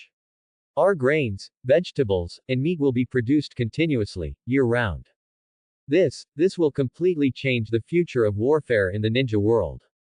The more Tsukumo spoke, the more shocked he became. He looked at the young Hokage before him and, for the first time, felt how insignificant his proud sword skills and assassination techniques were in the face of such a grand strategy capable of changing the world's pattern. That's right. Hiruzen Sarutobi looked at Tsukumo, a relieved smile on his face. As expected of the future White Fang, he could always see through the essence of problems from a strategic height. He stood up and solemnly handed the blueprint for the constant temperature barrier farm preliminary concept to Tsukumo Hatake. Tsukumo, I'm entrusting this mission to you. I need you to work together with the barrier team, the Ino-Shika-Cho clans, and all members of the farm to ensure that Konoha's first constant temperature barrier stands on this land before the first snow falls. Tsukumo Hatake took the heavy blueprint, as if receiving a military order. Yes, Hokage-sama. After the meeting, Akamichi Torafu was still dizzy, feeling like he was dreaming. Tsukumo Hatake, however, had already sprung into action with swift efficiency. Holding the blueprint, he immediately sought out the barrier team leader and Uchiha Tekka, the head of the security department, who had just been called over by Kagami to assist with the matter. When the two saw the groundbreaking conceptual blueprint, their reactions were identical to Tsukumo's. Using a barrier to grow vegetables. The barrier team leader, an experienced old Jonin, looked at the blueprint and felt like his decades of ninjutsu study had been for nothing. Let me see, what's going on? Uchiha Tekka's expression after taking the blueprint was even more dramatic. Pointing to the densely packed fire release ninjutsu array, his mouth twitched, heating a farm. He felt that the honor of his clan had been subtly challenged. However, when Tsukumo relayed Hokage-sama's words about strategic significance and changing the form of war, the eyes of both men changed. I understand. The barrier team leader took a deep breath. This isn't just about growing vegetables, it's about protecting Konoha's lifeline. I will immediately gather everyone to research the specific barrier deployment plan. The Uchiha clan will never drag its feet either. Uchiha Tekka also straightened his chest. To ensure that the villagers can eat warm meals even in winter, our Uchiha flames are willing to burn for this. Thus, a great project centered around growing vegetables in winter vigorously commenced. Upstream of the Naka River, the canyon Danzo had chosen had now become a bustling, massive construction site. Hundreds of ninja and craftsmen were busy there, the valley echoing with the roar of earth release ninjutsu, the shattering of rocks, and the shouts of the workers. Danzo Shimura, the chief supervisor of the Konoha construction team, stood with a grim expression at the highest point of the construction site, like a guardian deity overseeing every corner of the site.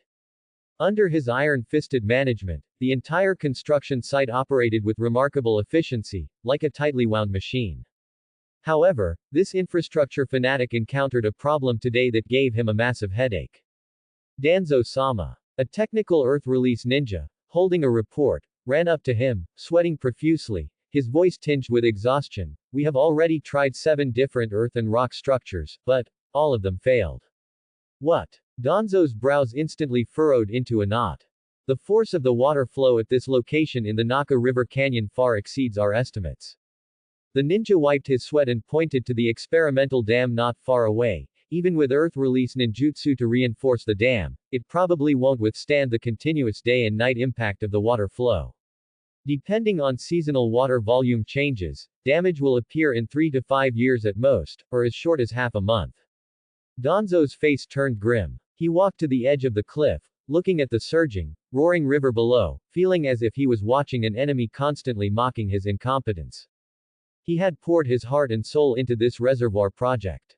What he wanted to build was not a shoddy project, but an immortal monument that could stand for 1,000 years and witness Konoha's prosperity.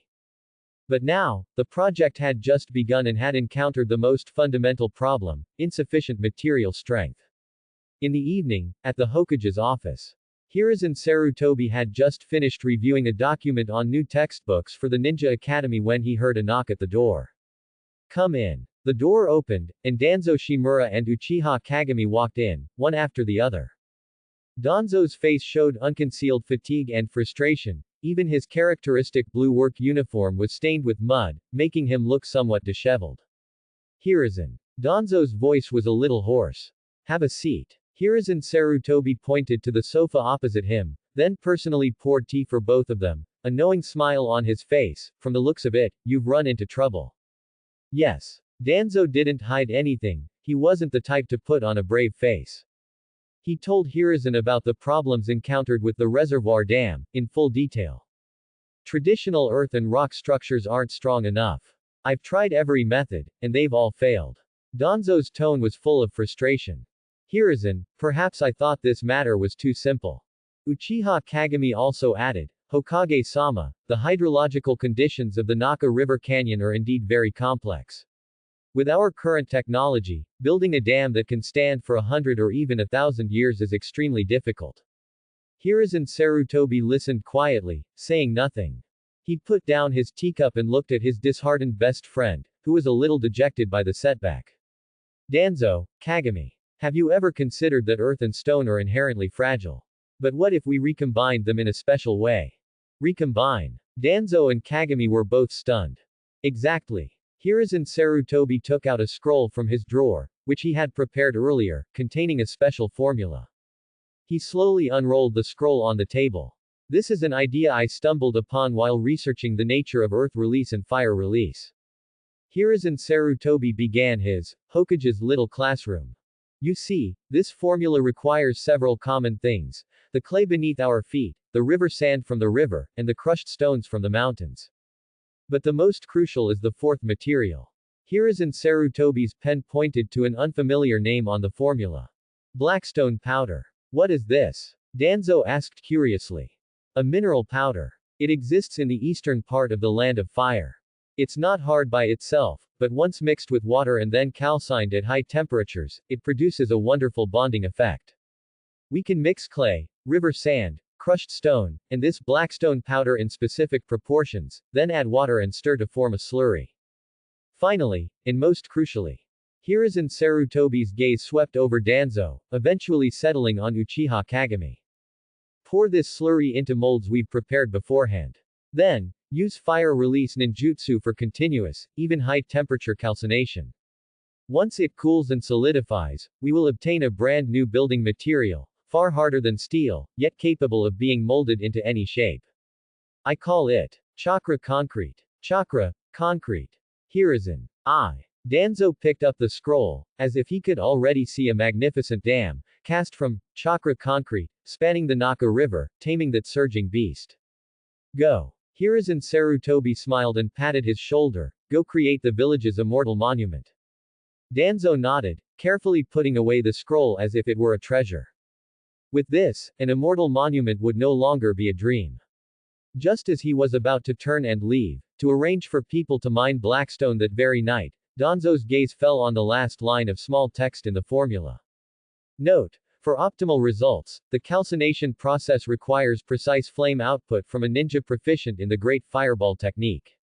Great Fireball technique. Danzo's mind instantly conjured the name of a clan. He stopped, turned around, and looked intently at Uchiha Kagami beside him. Konoha Ecological Farm, vegetable planting area. Unlike the bustling noise from Donzo's side, the atmosphere here was quiet, solemn, and filled with a sense of ritual. Tsukumo Hatake, Nara Shikaku, the leader of the barrier team, and Uchiha Tekka, the security force captain who came to assist, were gathered around a huge blueprint, making their final confirmations.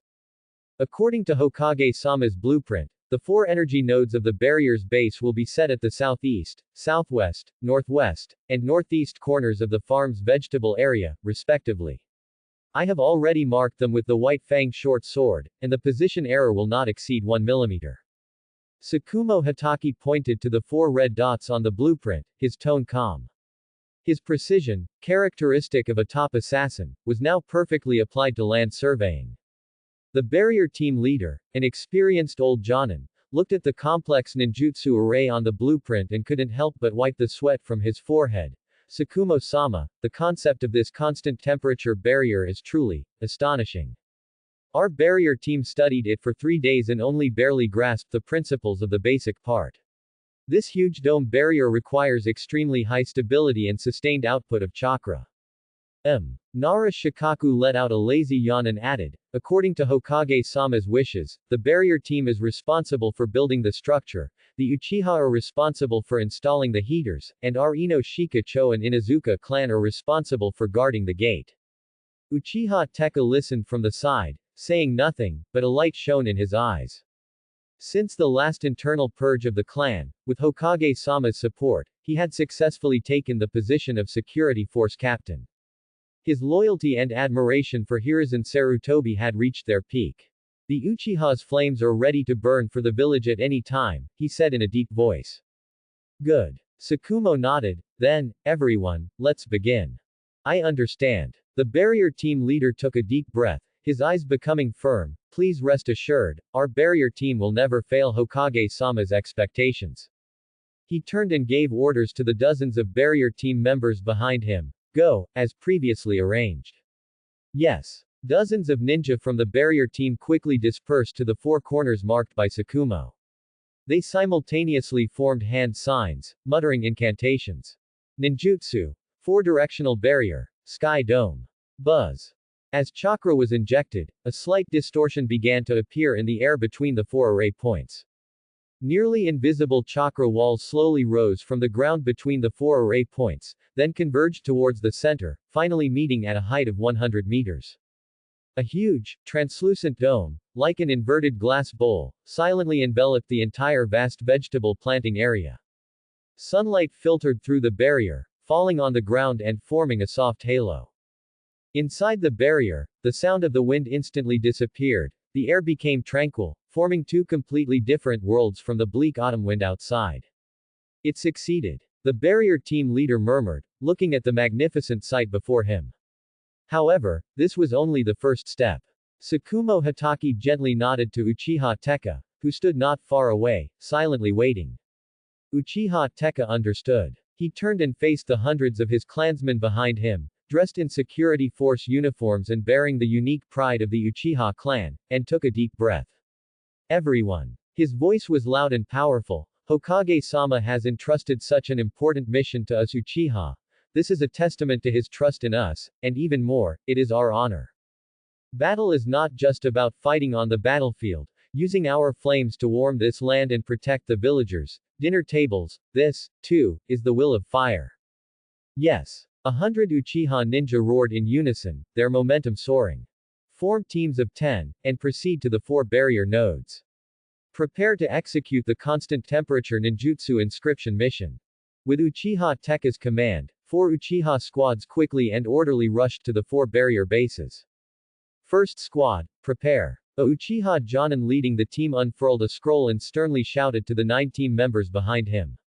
10 people simultaneously formed hand signs, their movements uniform, as if they had practiced thousands of times. Fire release. Dragon Flame Release Song Jutsu. Modified. This was a fire release ninjutsu personally improved by Hokage-sama. It abandoned the explosive power and destructive force of traditional fire release, pursuing extreme precision and sustained stability.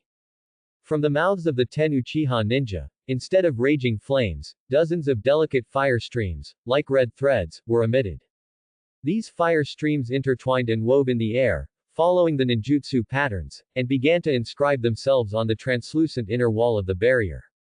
The temperature of the flames was precisely controlled within a specific range, not too high, or it would damage the barrier, not too low, or the ninjutsu could not be permanently branded. The size of the flames was controlled to be even finer than a strand of hair, ensuring that the direction of every single line was absolutely precise. The duration of the flame injection was calculated in seconds. A second too much was excessive, a second too little was insufficient. This scene made the barrier team leader, observing from a distance, almost pop his eyes out. This still fire release? It's practically art. He had never imagined that the Uchiha clan's violent, destructive flames could be controlled with such exquisite precision and creativity. Time passed, minute by minute. The first squad, having exhausted their chakra, retreated to rest, and the second squad seamlessly took over. The entire process was smooth and fluid, without the slightest pause. The Uchiha ninja, from their initial slight confusion, gradually became immersed in the task. As they watched the huge web of flames, woven by their own hands, slowly take shape on the inner wall of the barrier, an unprecedented sense of pride and accomplishment welled up from their hearts. It turned out that their flames could not only bring destruction but also warmth. It turned out that there were indeed many ways to protect the village. As the sun set, the last wisp of fire was injected into the barrier.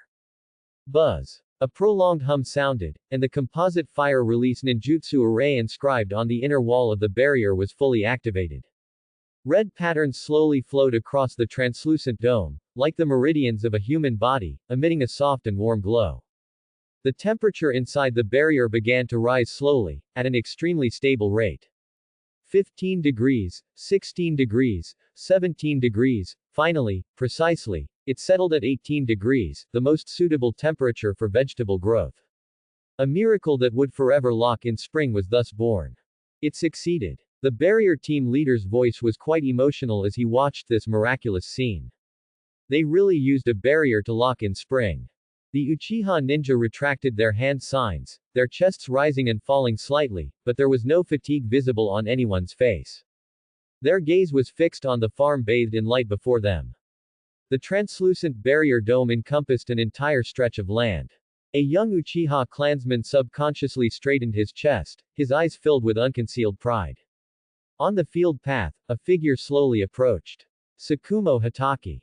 He no longer carried the chilling white fang short sword. Tsukumo walked up to Uchiha Tekka. The security force captain, known for his impartiality, now shed his usual seriousness and nodded slightly to Tsukumo. Tsukumo smiled, his smile sincere. He extended his right hand. It was a rough hand, its palm covered with thick calluses from intimate contact with farm tools and soil. Though rough, it was full of the power of life. Captain Tekka, you've worked hard. On behalf of the farm, and on behalf of everyone in the village, I thank your Uchiha flames. Uchiha Tekka's gaze lingered on that hand for a moment. He also extended his hand. This was the hand of an enforcer, bony and distinct, gripping Tsukumo's calloused hand tightly. Two vastly different hands, yet conveying the same fervent warmth. Farm manager Tsukumo. We are all fighting for the village. It's just that the battlefields are different. Serve the village. The Uchiha clansmen behind him also responded in unison, their voices loud and full of power. Tsukumo Hitaki was filled with emotion. Once upon a time, the Uchiha and other clans in the village were wary of each other due to various suspicions and estrangements. And now, they were working together so seamlessly for a common goal. All of this was thanks to the far-sighted Hokage-sama. Tsukumo's gaze involuntarily turned towards the Hokage Tower, his eyes filled with admiration. The afternoon sun thus shone on their clasped hands, gilding them with a golden glow. At this moment, Konoha's white fang was no longer the deadly blade hanging over enemies' heads, but a plow guarding the harvest. The Uchiha's flames were no longer a symbol of estrangement and war, but a warm source that nurtured all things. Blade and flame. In a way no one had ever imagined, they converged tightly for the same future called Konoha. The constant temperature barrier farm, a name that sounded like something out of a fantasy, actually transformed from blueprints into reality through the combined efforts of Konoha Village Ninja. Everyone involved in its construction felt a surge of pride. This was not just a greenhouse. It was the crystallization of Konoha's wisdom and strength, a miracle they had created with their own hands. However, for Tsukumo Hatake, the chief in charge, the completion of the project was merely the first step in a long journey. Ha ha ha ha ha. This is great. This is great. Akamichi Torafu's booming laughter broke the momentary silence. He spread his arms, feeling the warm air. This is the temperature. This is the feeling. I can almost smell the aroma of grilled cucumbers in winter. Nara Shikaku leisurely followed behind him, looking at the glutton and shaking his head helplessly. It's still a long way from winter. And cucumbers are for eating raw, not for grilling. What do you know? Akamichi Torafu glared at him. Everything can be grilled. That is the ultimate secret of barbecue. Watching the two lively characters start their usual bickering, Tsukumo paid them no mind. His thoughts were entirely focused on the work ahead.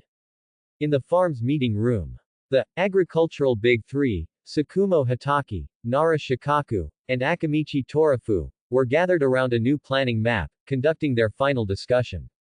The barrier's stability is not an issue, and the Uchiha's fire release output is very precise.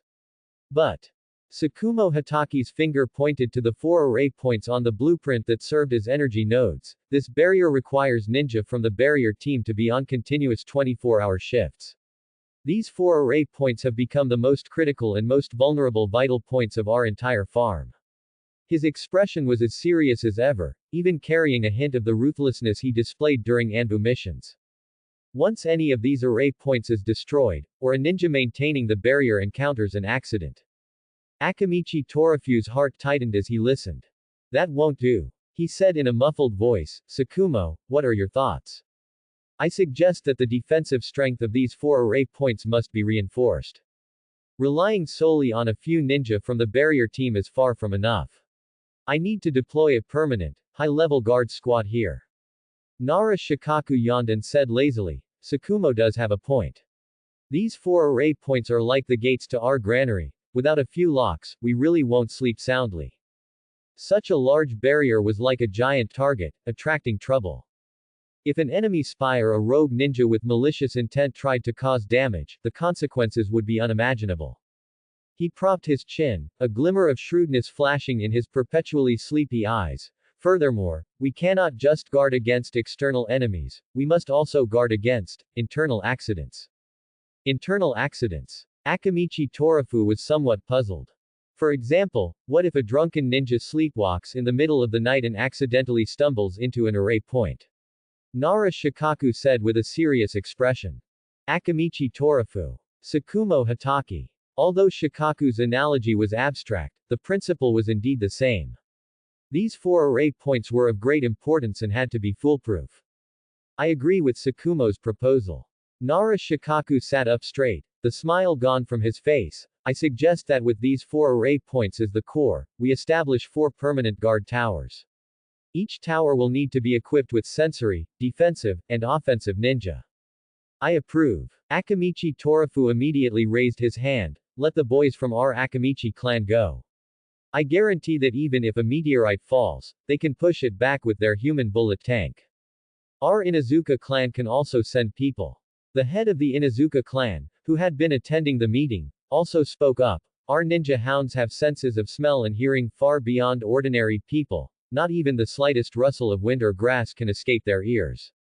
Then it's settled. Tsukumo Hatake made the final decision. Looking at Nara Shikaku, the personnel allocation, I'll leave that to you, Shikaku. I knew it would come down to me to do the thinking in the end. Although Nara Shikaku complained, he had already pulled out a pen and paper from his pregnant and began to write and draw quickly. His brain, with an IQ of over 200, was working at high speed at this moment. The Yamanaka clan's sensory abilities can provide early warning for any suspicious chakra fluctuations. The Inuzuka clan's tracking abilities can guard against ground infiltration. We can form a joint defense team with the barrier team and the Uchiha. Tsukumo Hatake nodded. This combination was very reasonable. Thus, a truly luxurious defense lineup quickly took shape. Each barrier node would be guarded by a 7-person squad. Among them, 3 ninja from the barrier team would be responsible for the daily maintenance of the barrier and chakra transmission. 1 Uchiha fire release ninja would be responsible for temperature control of the fire release jutsu array.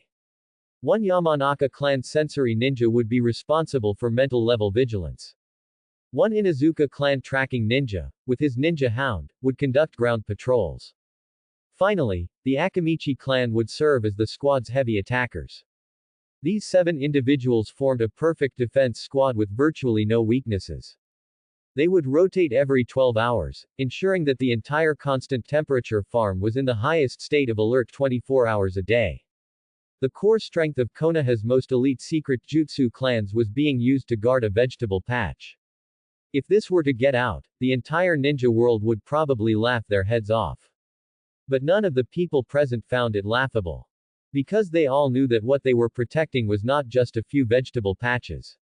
It was the future of Konoha.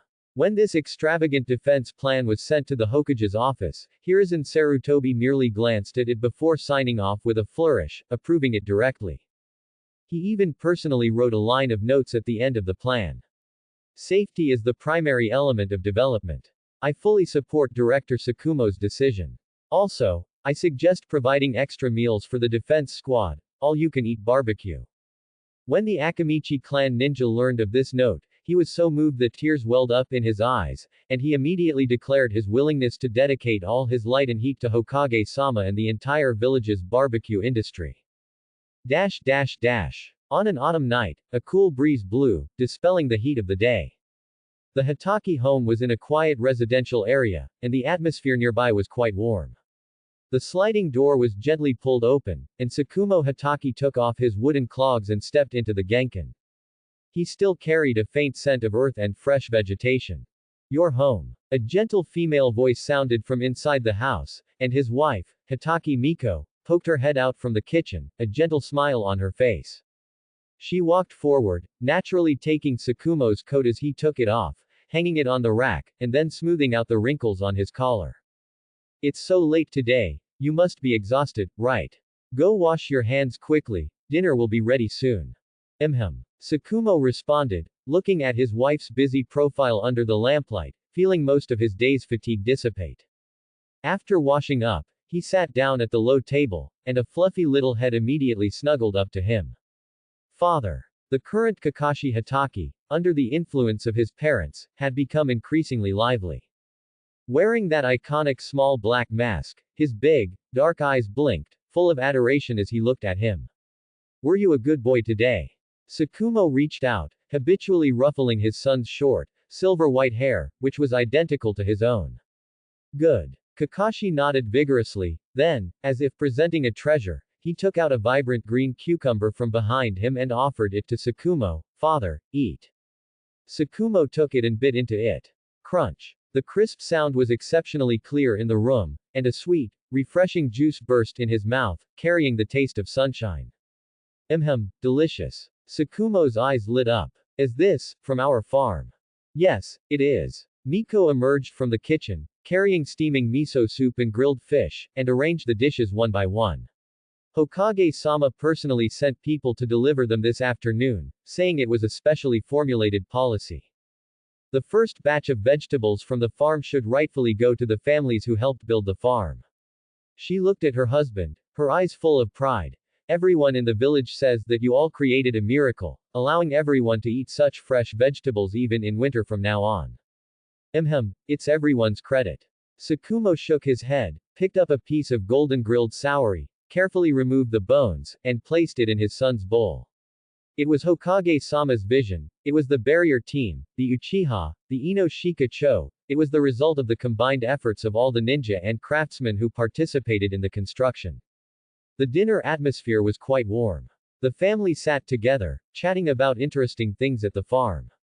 Torika's senpai's eyes went wide when he saw the freshly grown cucumbers. He immediately broke one off and ate it raw, saying that the Akamichi barbecue restaurant would launch a new, secret cucumber dipping sauce product tomorrow. Tsukumo's face unconsciously wore a smile as he recounted these things. PFF'd. Miko was amused by her husband's description. Lord Torika's of the Akamichi clan truly is passionate about food. More than just passionate. Tsukumo shook his head helplessly. I heard Shikaku say that Torika's senpai has already written more than a dozen reports on feed ratios to research how to make Konoha pork more delicious, each one thicker than my farm work summaries. Ha ha ha. After dinner, Miko tidied up the dishes, while Tsukumo took out a new blueprint and began to study it carefully. It was already late at night. The candlelight in the Hitaki clan home still glowed, its warm light filtering through the paper sliding doors, illuminating the maple tree in the courtyard that was beginning to yellow. A few maple leaves twirled and gently landed on the wooden floor of the veranda. Tsukumo Hitaki sat before a low table. Spread out in front of him was not some confidential mission scroll, but a crop planting plan filled with various strange symbols and lines, preliminary plan for winter crop rotation and soil improvement at Konoha Ecological Farm. This was something he and Nara Shikaku had painstakingly put together over several sleepless nights, the planting plan for the constant temperature barrier farm for the next quarter. He was engrossed, his brow furrowing and relaxing in turn, his pen constantly revising and annotating the blueprint. Since taking over the farm, these moments of contemplation had become a part of his life. A slight sound interrupted his thoughts. Tsukumo looked up and saw the sliding door quietly open a crack. A fluffy, silvery white little head was peeking in, cautiously looking around. It was Kakashi.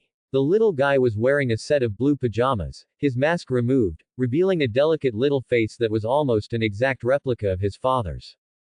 Seeing that his father had noticed him, he wasn't scared, instead, he grinned, showing a mouth full of baby teeth. Father.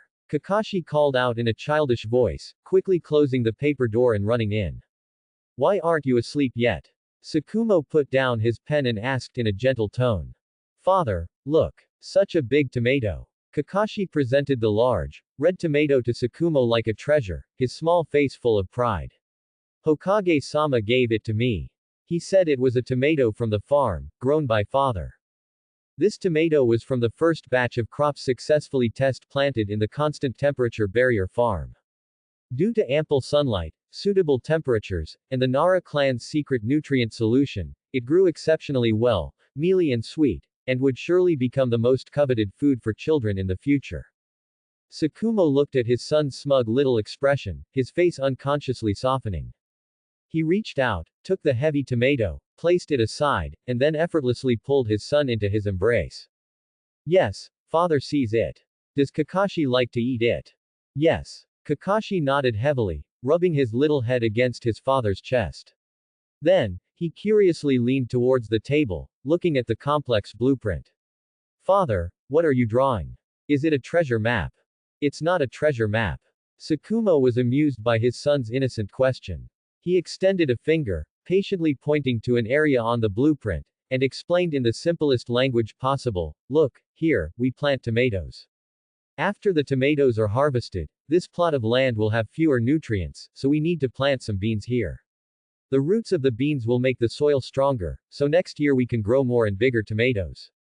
Wow. Kakashi nodded, half understanding, his large eyes filled with curiosity.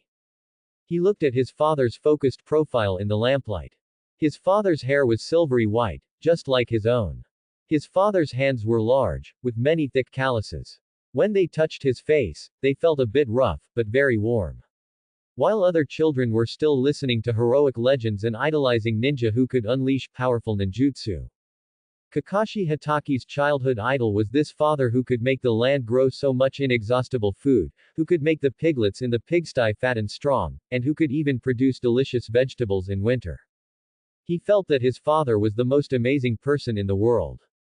Father was omnipotent. This was much more impressive than those ninja who only knew how to fight and kill. Father is so amazing. Kakashi praised from the bottom of his heart, rubbing his little head against his father's chest, full of adoration. Tsukumo felt a warmth surge through him as he listened to his son's praise. He gently stroked his son's soft silver hair, his gaze becoming tender. This feeling of being needed by family, of being adored by his son, perhaps this was the warmth called family. In the quiet room, there was only the flickering sound of the lamp and the steady breathing of the father and son. Kakashi looked at his father's focused profile in the lamplight, at those hands that once held a blade but now held a pen. In his small head, he seemed to be contemplating something very important. After a long while, he suddenly spoke in an unusually serious tone. Father. From now on, I don't want to be a ninja who only knows how to fight. Tsukumo froze at his words, his hand, which was stroking his son's hair, pausing in midair.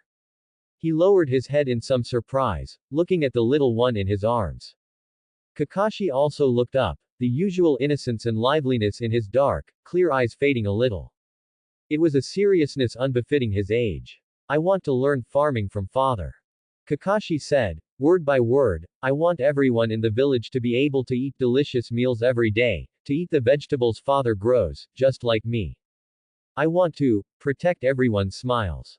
That last sentence, spoken very softly, echoed fiercely in Tsukumo Hataki's mind.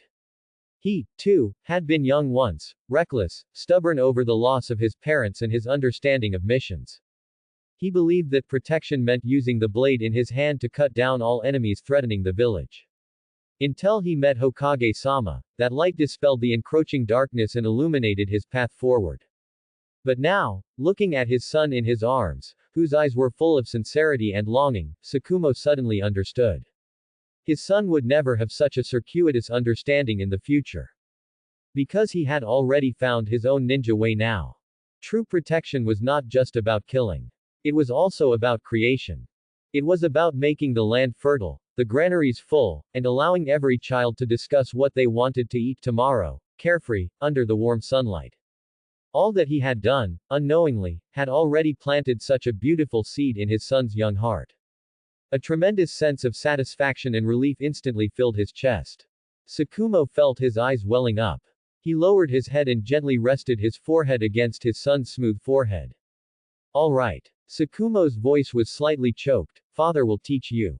Yay! Kakashi let out a joyful cheer, his small arms tightly hugging his father's neck.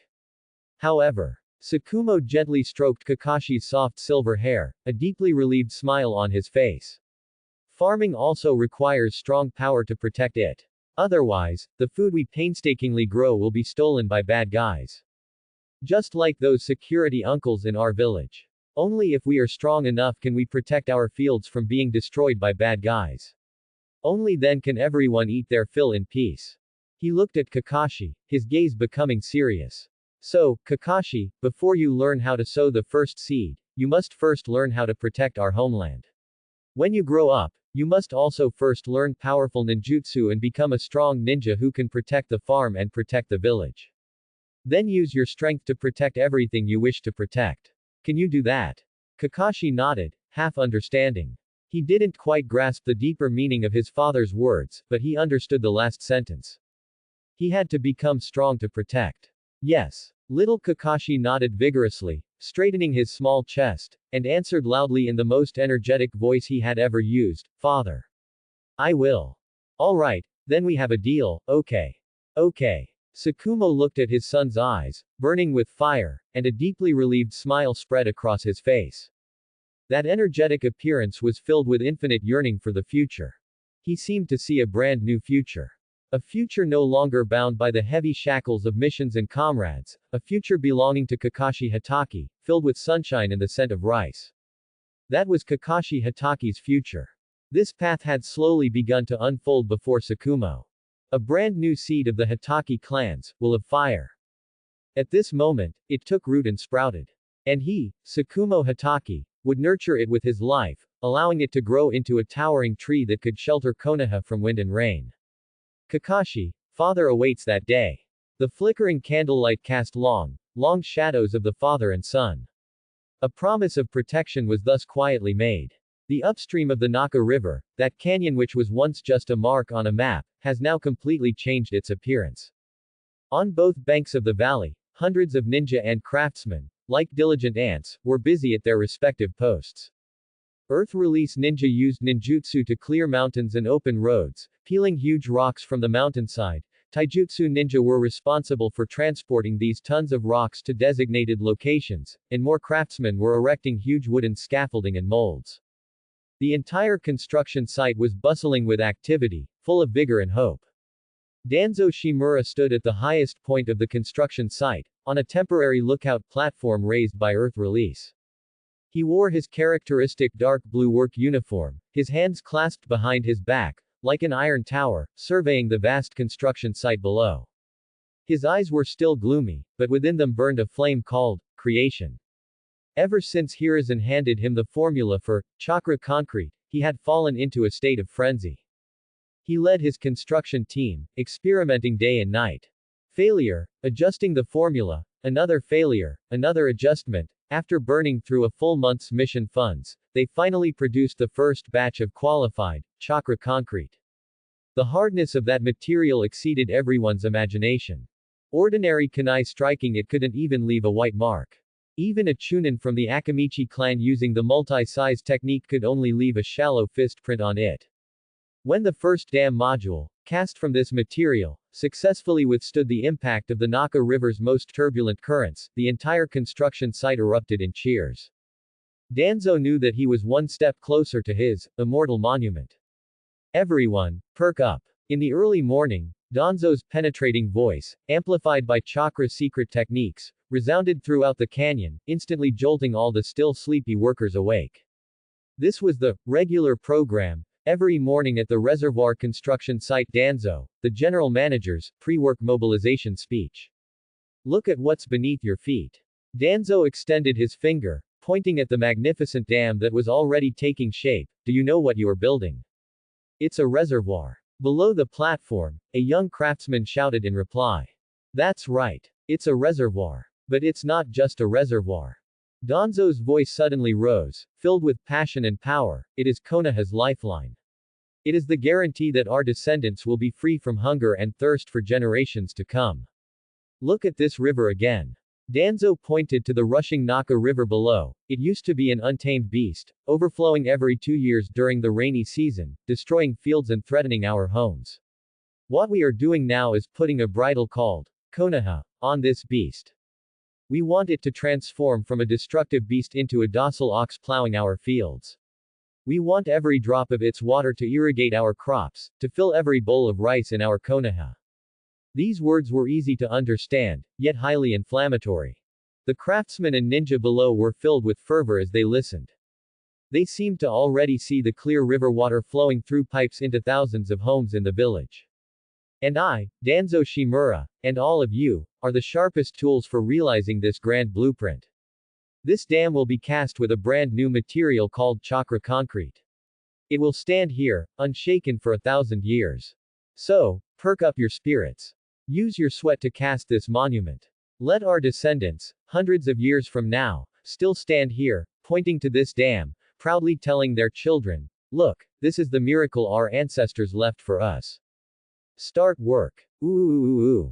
With Danzo's final command, the entire construction site erupted in cheers and shouts like a mountain tsunami.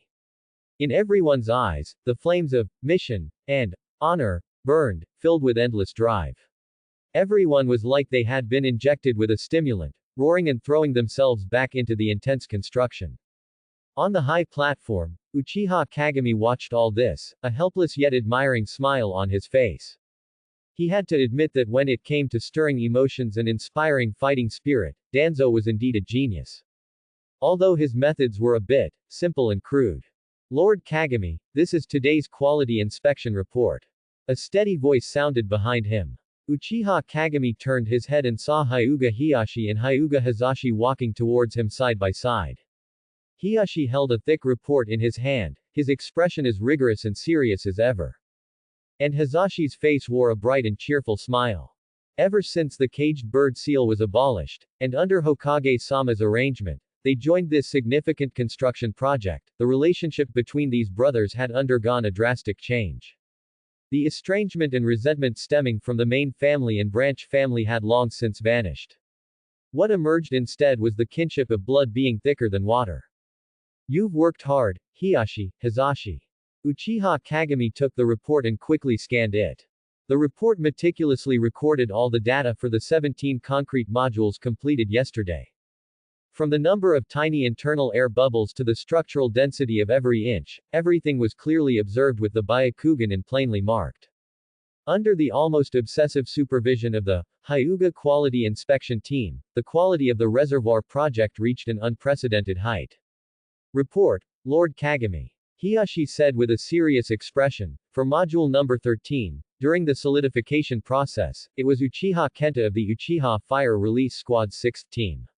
When he released the Great Fireball technique, because he drank 2 cups during the day, his chakra output fluctuated for 0.1 seconds, causing a pinhole-sized micro crack to appear in the southeast corner of the module. Although it does not affect the overall structural strength, according to Lord Danzo's highest construction standards, we have marked it as substandard and recommend rework. Uchiha Kagami. He glanced at the report, then at Hiyashi's serious face, which seemed to say, "We are professionals," and for a moment didn't know what to say. Well done. Ultimately, that was all he could say. It is our duty. Hiyashi replied meticulously. Hizashi, beside him, chuckled and scratched his head. Lord Kagami, please don't mind, my brother is just like that. However, Senior Kenta from the Uchiha clan has already been punished by Captain Tekka to carry 100 loads of water for the construction site. Uchiha Kagami could imagine the scene, and the corner of his mouth twitched involuntarily. Danzo and Tsukumo, those 2 guys, were now completely caught up in competition. During the lunch break, Hiyashi and Hizashi, the brothers, sat by the Naka River, eating the bento boxes sent by the village's logistics department. The bento was very rich, with rice, grilled fish, and even a few slices of roasted Konoha pig from Tsukumo's farm, a special supply. It smells so good. Hizashi took a big bite of the grilled meat, his eyes narrowing in satisfaction. Brother, what kind of life did we used to live in our clan compound? Hiyashi's chewing motion paused slightly. He thought of the past. He remembered the hideous, caged bird seal on the foreheads of the branch family members, and the eyes mixed with awe, fear, and resentment when they looked at him. He remembered the barrier between himself and Hizashi, created by their identities as main family and branch family. And then he looked at the present. The caged bird seal had become a protective curse mark that would only activate in times of crisis. The members of the branch family could now work alongside him for the same goal. Their gaze towards him was no longer fear, but genuine trust and respect. And his younger brother, Hizashi, could be like this now. Sitting together with him without any reservations, joking, and eating the same bento. Brother, I never imagined that our Byakugan could one day be used in such a place. Hizashi looked at the magnificent dam, already taking shape in the distance, and sincerely exclaimed, not for fighting, not for distinguishing between the main family and branch family, but for building the future of the village. This feeling is truly wonderful. Hiyashi looked at the genuine smile on his brother's face, and his own usually taut, father-like serious face softened immensely at this moment. He reached out and patted his brother's shoulder. This is all the new life Lord Danzo has given us. The young man's voice was incredibly firm. Hizashi, we must use these eyes to protect the village. And also, to protect our clan. Hizashi nodded vigorously. Not far away, Danzo, who was inspecting the construction site, took in this scene. He looked at the brothers, close as could be in the sunlight, and at the quality inspection report they submitted. A rare smile appeared on his usually gloomy and serious face. He remembered what Hiruzen had told him back then. A strong village needs not only a sharp sword but also a sturdy shield. Now, he seemed to understand a little what Hiruzen meant by the shield. It was the human heart. The cohesion that allows everyone living here to find their value, and to genuinely feel proud of protecting this home. Danzo looked up towards Konoha, as if he could see the figure sitting in his office, strategizing. Hiruzen, you, truly are more suited to be Hokage than I am. To the east of the reservoir construction site, in the Naka River Canyon, lay a vast, specially cleared open space. This was the hottest and most spectacular spot on the entire construction site. Hundreds of Uchiha clan members, dressed in security force uniforms, were arrayed here in several massive phalanxes. In front of them were gigantic molds made of fire-resistant materials, into which ninja from the Earth Release team continuously poured concrete slurry mixed according to a special formula. This was the work site of the Uchiha Barbecue Squad. Everyone snapped to attention. Uchiha Tekka, the captain of the security force, stood on a high command platform, holding a large tin megaphone, and shouted with a booming voice. Beside him, Uchiha Kagami wore a helpless expression. Tekka, do we really have to use the name, barbecue squad? It always sounds a bit strange, Kagami muttered softly. Clan head, you don't understand, Tekka replied with a serious face. This is an affectionate nickname personally bestowed upon us by Hokage-sama. It represents Hokage-sama's recognition of our Uchiha flames. We must make it shine. Uchiha Kagami. He felt that Hokage-sama might have just been joking at the time. First squad, prepare. Tekka raised the command flag in his hand high. Below, the Uchiha ninja of the first phalanx immediately took a deep breath, their chests puffed out, and their hands quickly formed hand signs, their movements uniform and pleasing to the eye. Fire release. Great fireball technique. As Tekka's command flag sharply swung down, boom.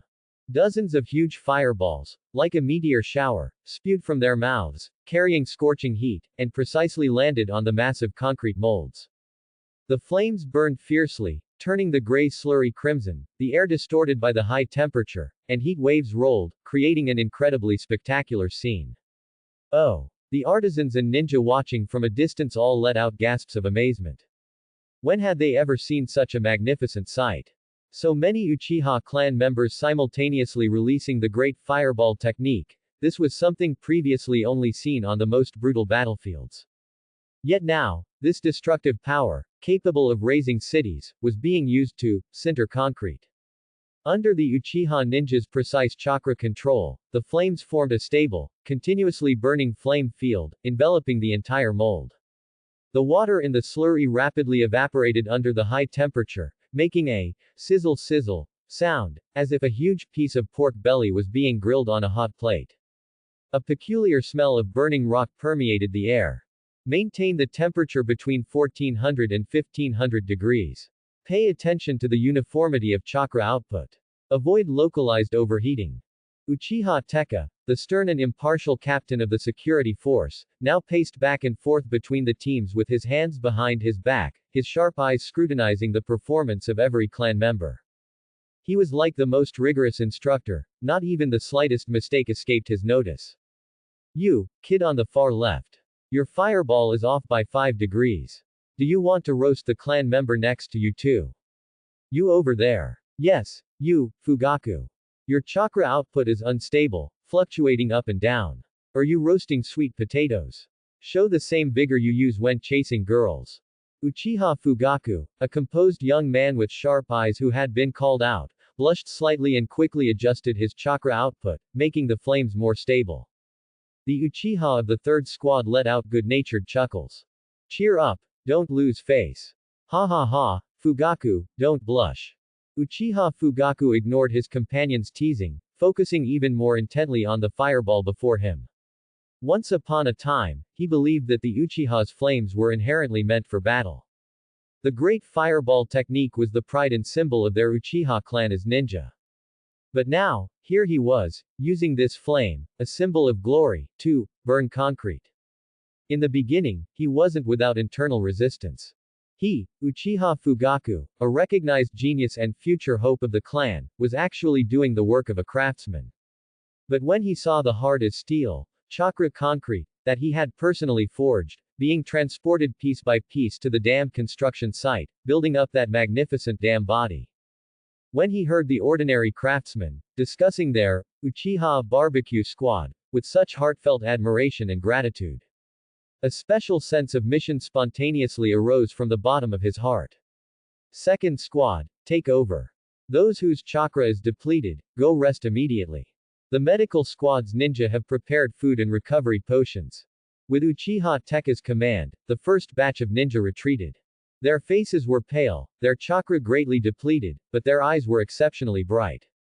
The Uchiha of the second squad walked to the rest area, took the water and lunch boxes handed to them by the medical ninja, then sat down on the ground, looking at the magnificent dam in the distance that was growing taller inch by inch, all with proud smiles on their faces. Hey, do you think, once this reservoir is built, we'll also get our own line in the family registry? A young clansman joked, panting. What are you thinking? Only fallen heroes get that privilege. His companion next to him rolled his eyes. But why do I feel that what we're doing now is much more meaningful than killing a few people on the battlefield? This statement resonated with everyone. They were all proud Uchiha. They yearned for glory, for recognition. In the past, they believed that glory only existed on the battlefield, in the wails of their enemies. But now, Danzo and Uchiha Kagami had shown them another path. A path to earn glory through construction. Speaking of which, we still have to thank Hokage-sama. Uchiha Fugaku took a sip of water, looking at the bustling construction site in the distance, and sighed from the bottom of his heart. Indeed. Another clansman also nodded. If it weren't for Hokage-sama, we Uchiha might still be guarded against like outsiders right now. How good it is now, walking on the street, even those rigid guys from the Hyuga clan will actively nod and greet us. Hey, the Hyuga clan's quality inspection squad is working really hard. Not a single flaw escapes their Byakugan. The engineering quality is top-notch. Haha, then we can't lose to them either. The young Uchiha chatted amongst themselves. Their topics were no longer about what powerful ninjutsu they had learned, or which opponent they had defeated. Instead, it was about whose concrete had the highest hardness, whose flame control was the most stable, and whether they could get a discount at the Akamichi clan's barbecue restaurant tonight, as members of the barbecue squad. A brand new, positive atmosphere was quietly spreading within this ancient clan. Not far away, Uchiha Kagami stood in the shade of a tree, quietly observing all of this. A relieved smile appeared on his face. The shackles that had plagued the Uchiha for decades were slowly being broken. And the person who gave them this key was the third Hokage, who appeared gentle but possessed divine wisdom. Clan head. Uchiha Tekka had appeared beside him at some point. You've worked hard, Tekka, Kagami said gently. This is my duty. Tekka's face still held that impartial expression, but his tone carried a hint of imperceptible excitement. Clan head, I never imagined that we Uchiha would one day gain the village's recognition in this way. This is just the beginning. Kagami patted his shoulder, his gaze fixed on the distance. Hokage-sama holds in his heart a grander Konoha, one that none of us can imagine. And we will all be an indispensable part of this magnificent blueprint. Uchiha Tekka followed his gaze, looking at the magnificent dam glowing golden in the sunset, looking at the motivated clansman. He nodded heavily. Yes. Konoha Village, downstream of the Naka River, a secret experimental base classified as an S-rank restricted area. This was the exclusive research facility for Orochimaru's Team Zero, specially approved by Hiruzen Sarutobi. Unlike the bustling construction sites of Danzo and Sakumo, this place was eerily quiet. High walls and dense barriers completely isolated it from the outside world. Only occasional strange sizzling sounds and faint explosions from within the laboratory proved that some unknown, world-changing experiments were underway. Inside the laboratory, the atmosphere was tense and fervent. Orochimaru wore a white research coat, and the lenses of his non-prescription glasses reflected the light of various complex blueprints. Behind him stood over a dozen researchers, also clad in white lab coats. Some of these individuals were elites drawn from various prominent clans, possessing deep knowledge of ninjutsu principles, such as Hiriko. Others were the village's top artisans, skilled in precision manufacturing. Together, they formed Konoha Village's most mysterious and technologically advanced research team, Team Zero. At this moment, everyone's gaze was fixed on the massive apparatus in the center of the laboratory. It was the first simplified, hydroelectric generator, personally led by Orochimaru's team, built with countless precious materials and effort, strictly according to the blueprints provided by Hokage-sama. The turbulent waters of a Naka River tributary were diverted into the laboratory through a massive conduit, violently impacting a huge water wheel made of special alloy. The water wheel spun rapidly, driving the massive and complex generator behind it, composed of countless metal coils and magnets. Are you ready? Orochimaru's voice held a hint of excitement. Report, squad leader. All circuits are connected normally. Water flow speed has reached the preset peak. Generator speed is stable. Listening to his subordinates' reports, Orochimaru took a deep breath. He walked to an independent control panel, looking at a simple red button on it.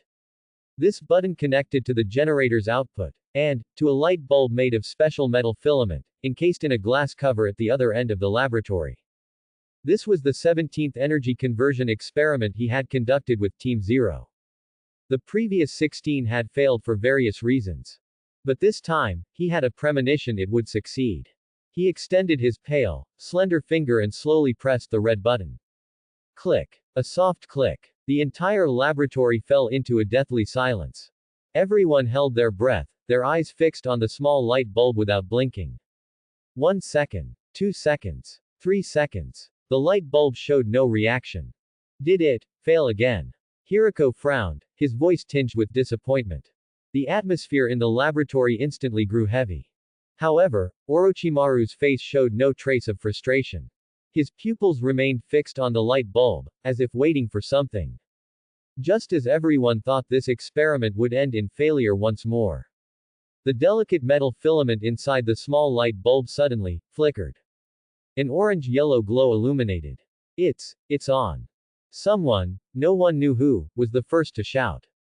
Immediately after, the entire laboratory erupted in thunderous cheers. We succeeded. We succeeded. We really turned water flow into light. The researchers jumped and cheered excitedly, hugging each other, some even crying tears of joy. They had been fighting continuously for days, staying up for several nights, for this moment of light. And Orochimaru simply stood there quietly. Looking at the lit light bulb, that usually indifferent face, for the first time, revealed a pure, childlike smile. Orochimaru slowly took off his glasses, extended his hand, wanting to forever grasp that light. So, energy can really be converted. He murmured, his voice filled with obsession. At this moment, what Orochimaru felt was not just the joy of success, but a profound shock and tremor from glimpsing the fundamental truth of the world. Hokage-sama had opened a magnificent gate to the realm of gods for him. And he would steadfastly walk down that path. Thanks for watching.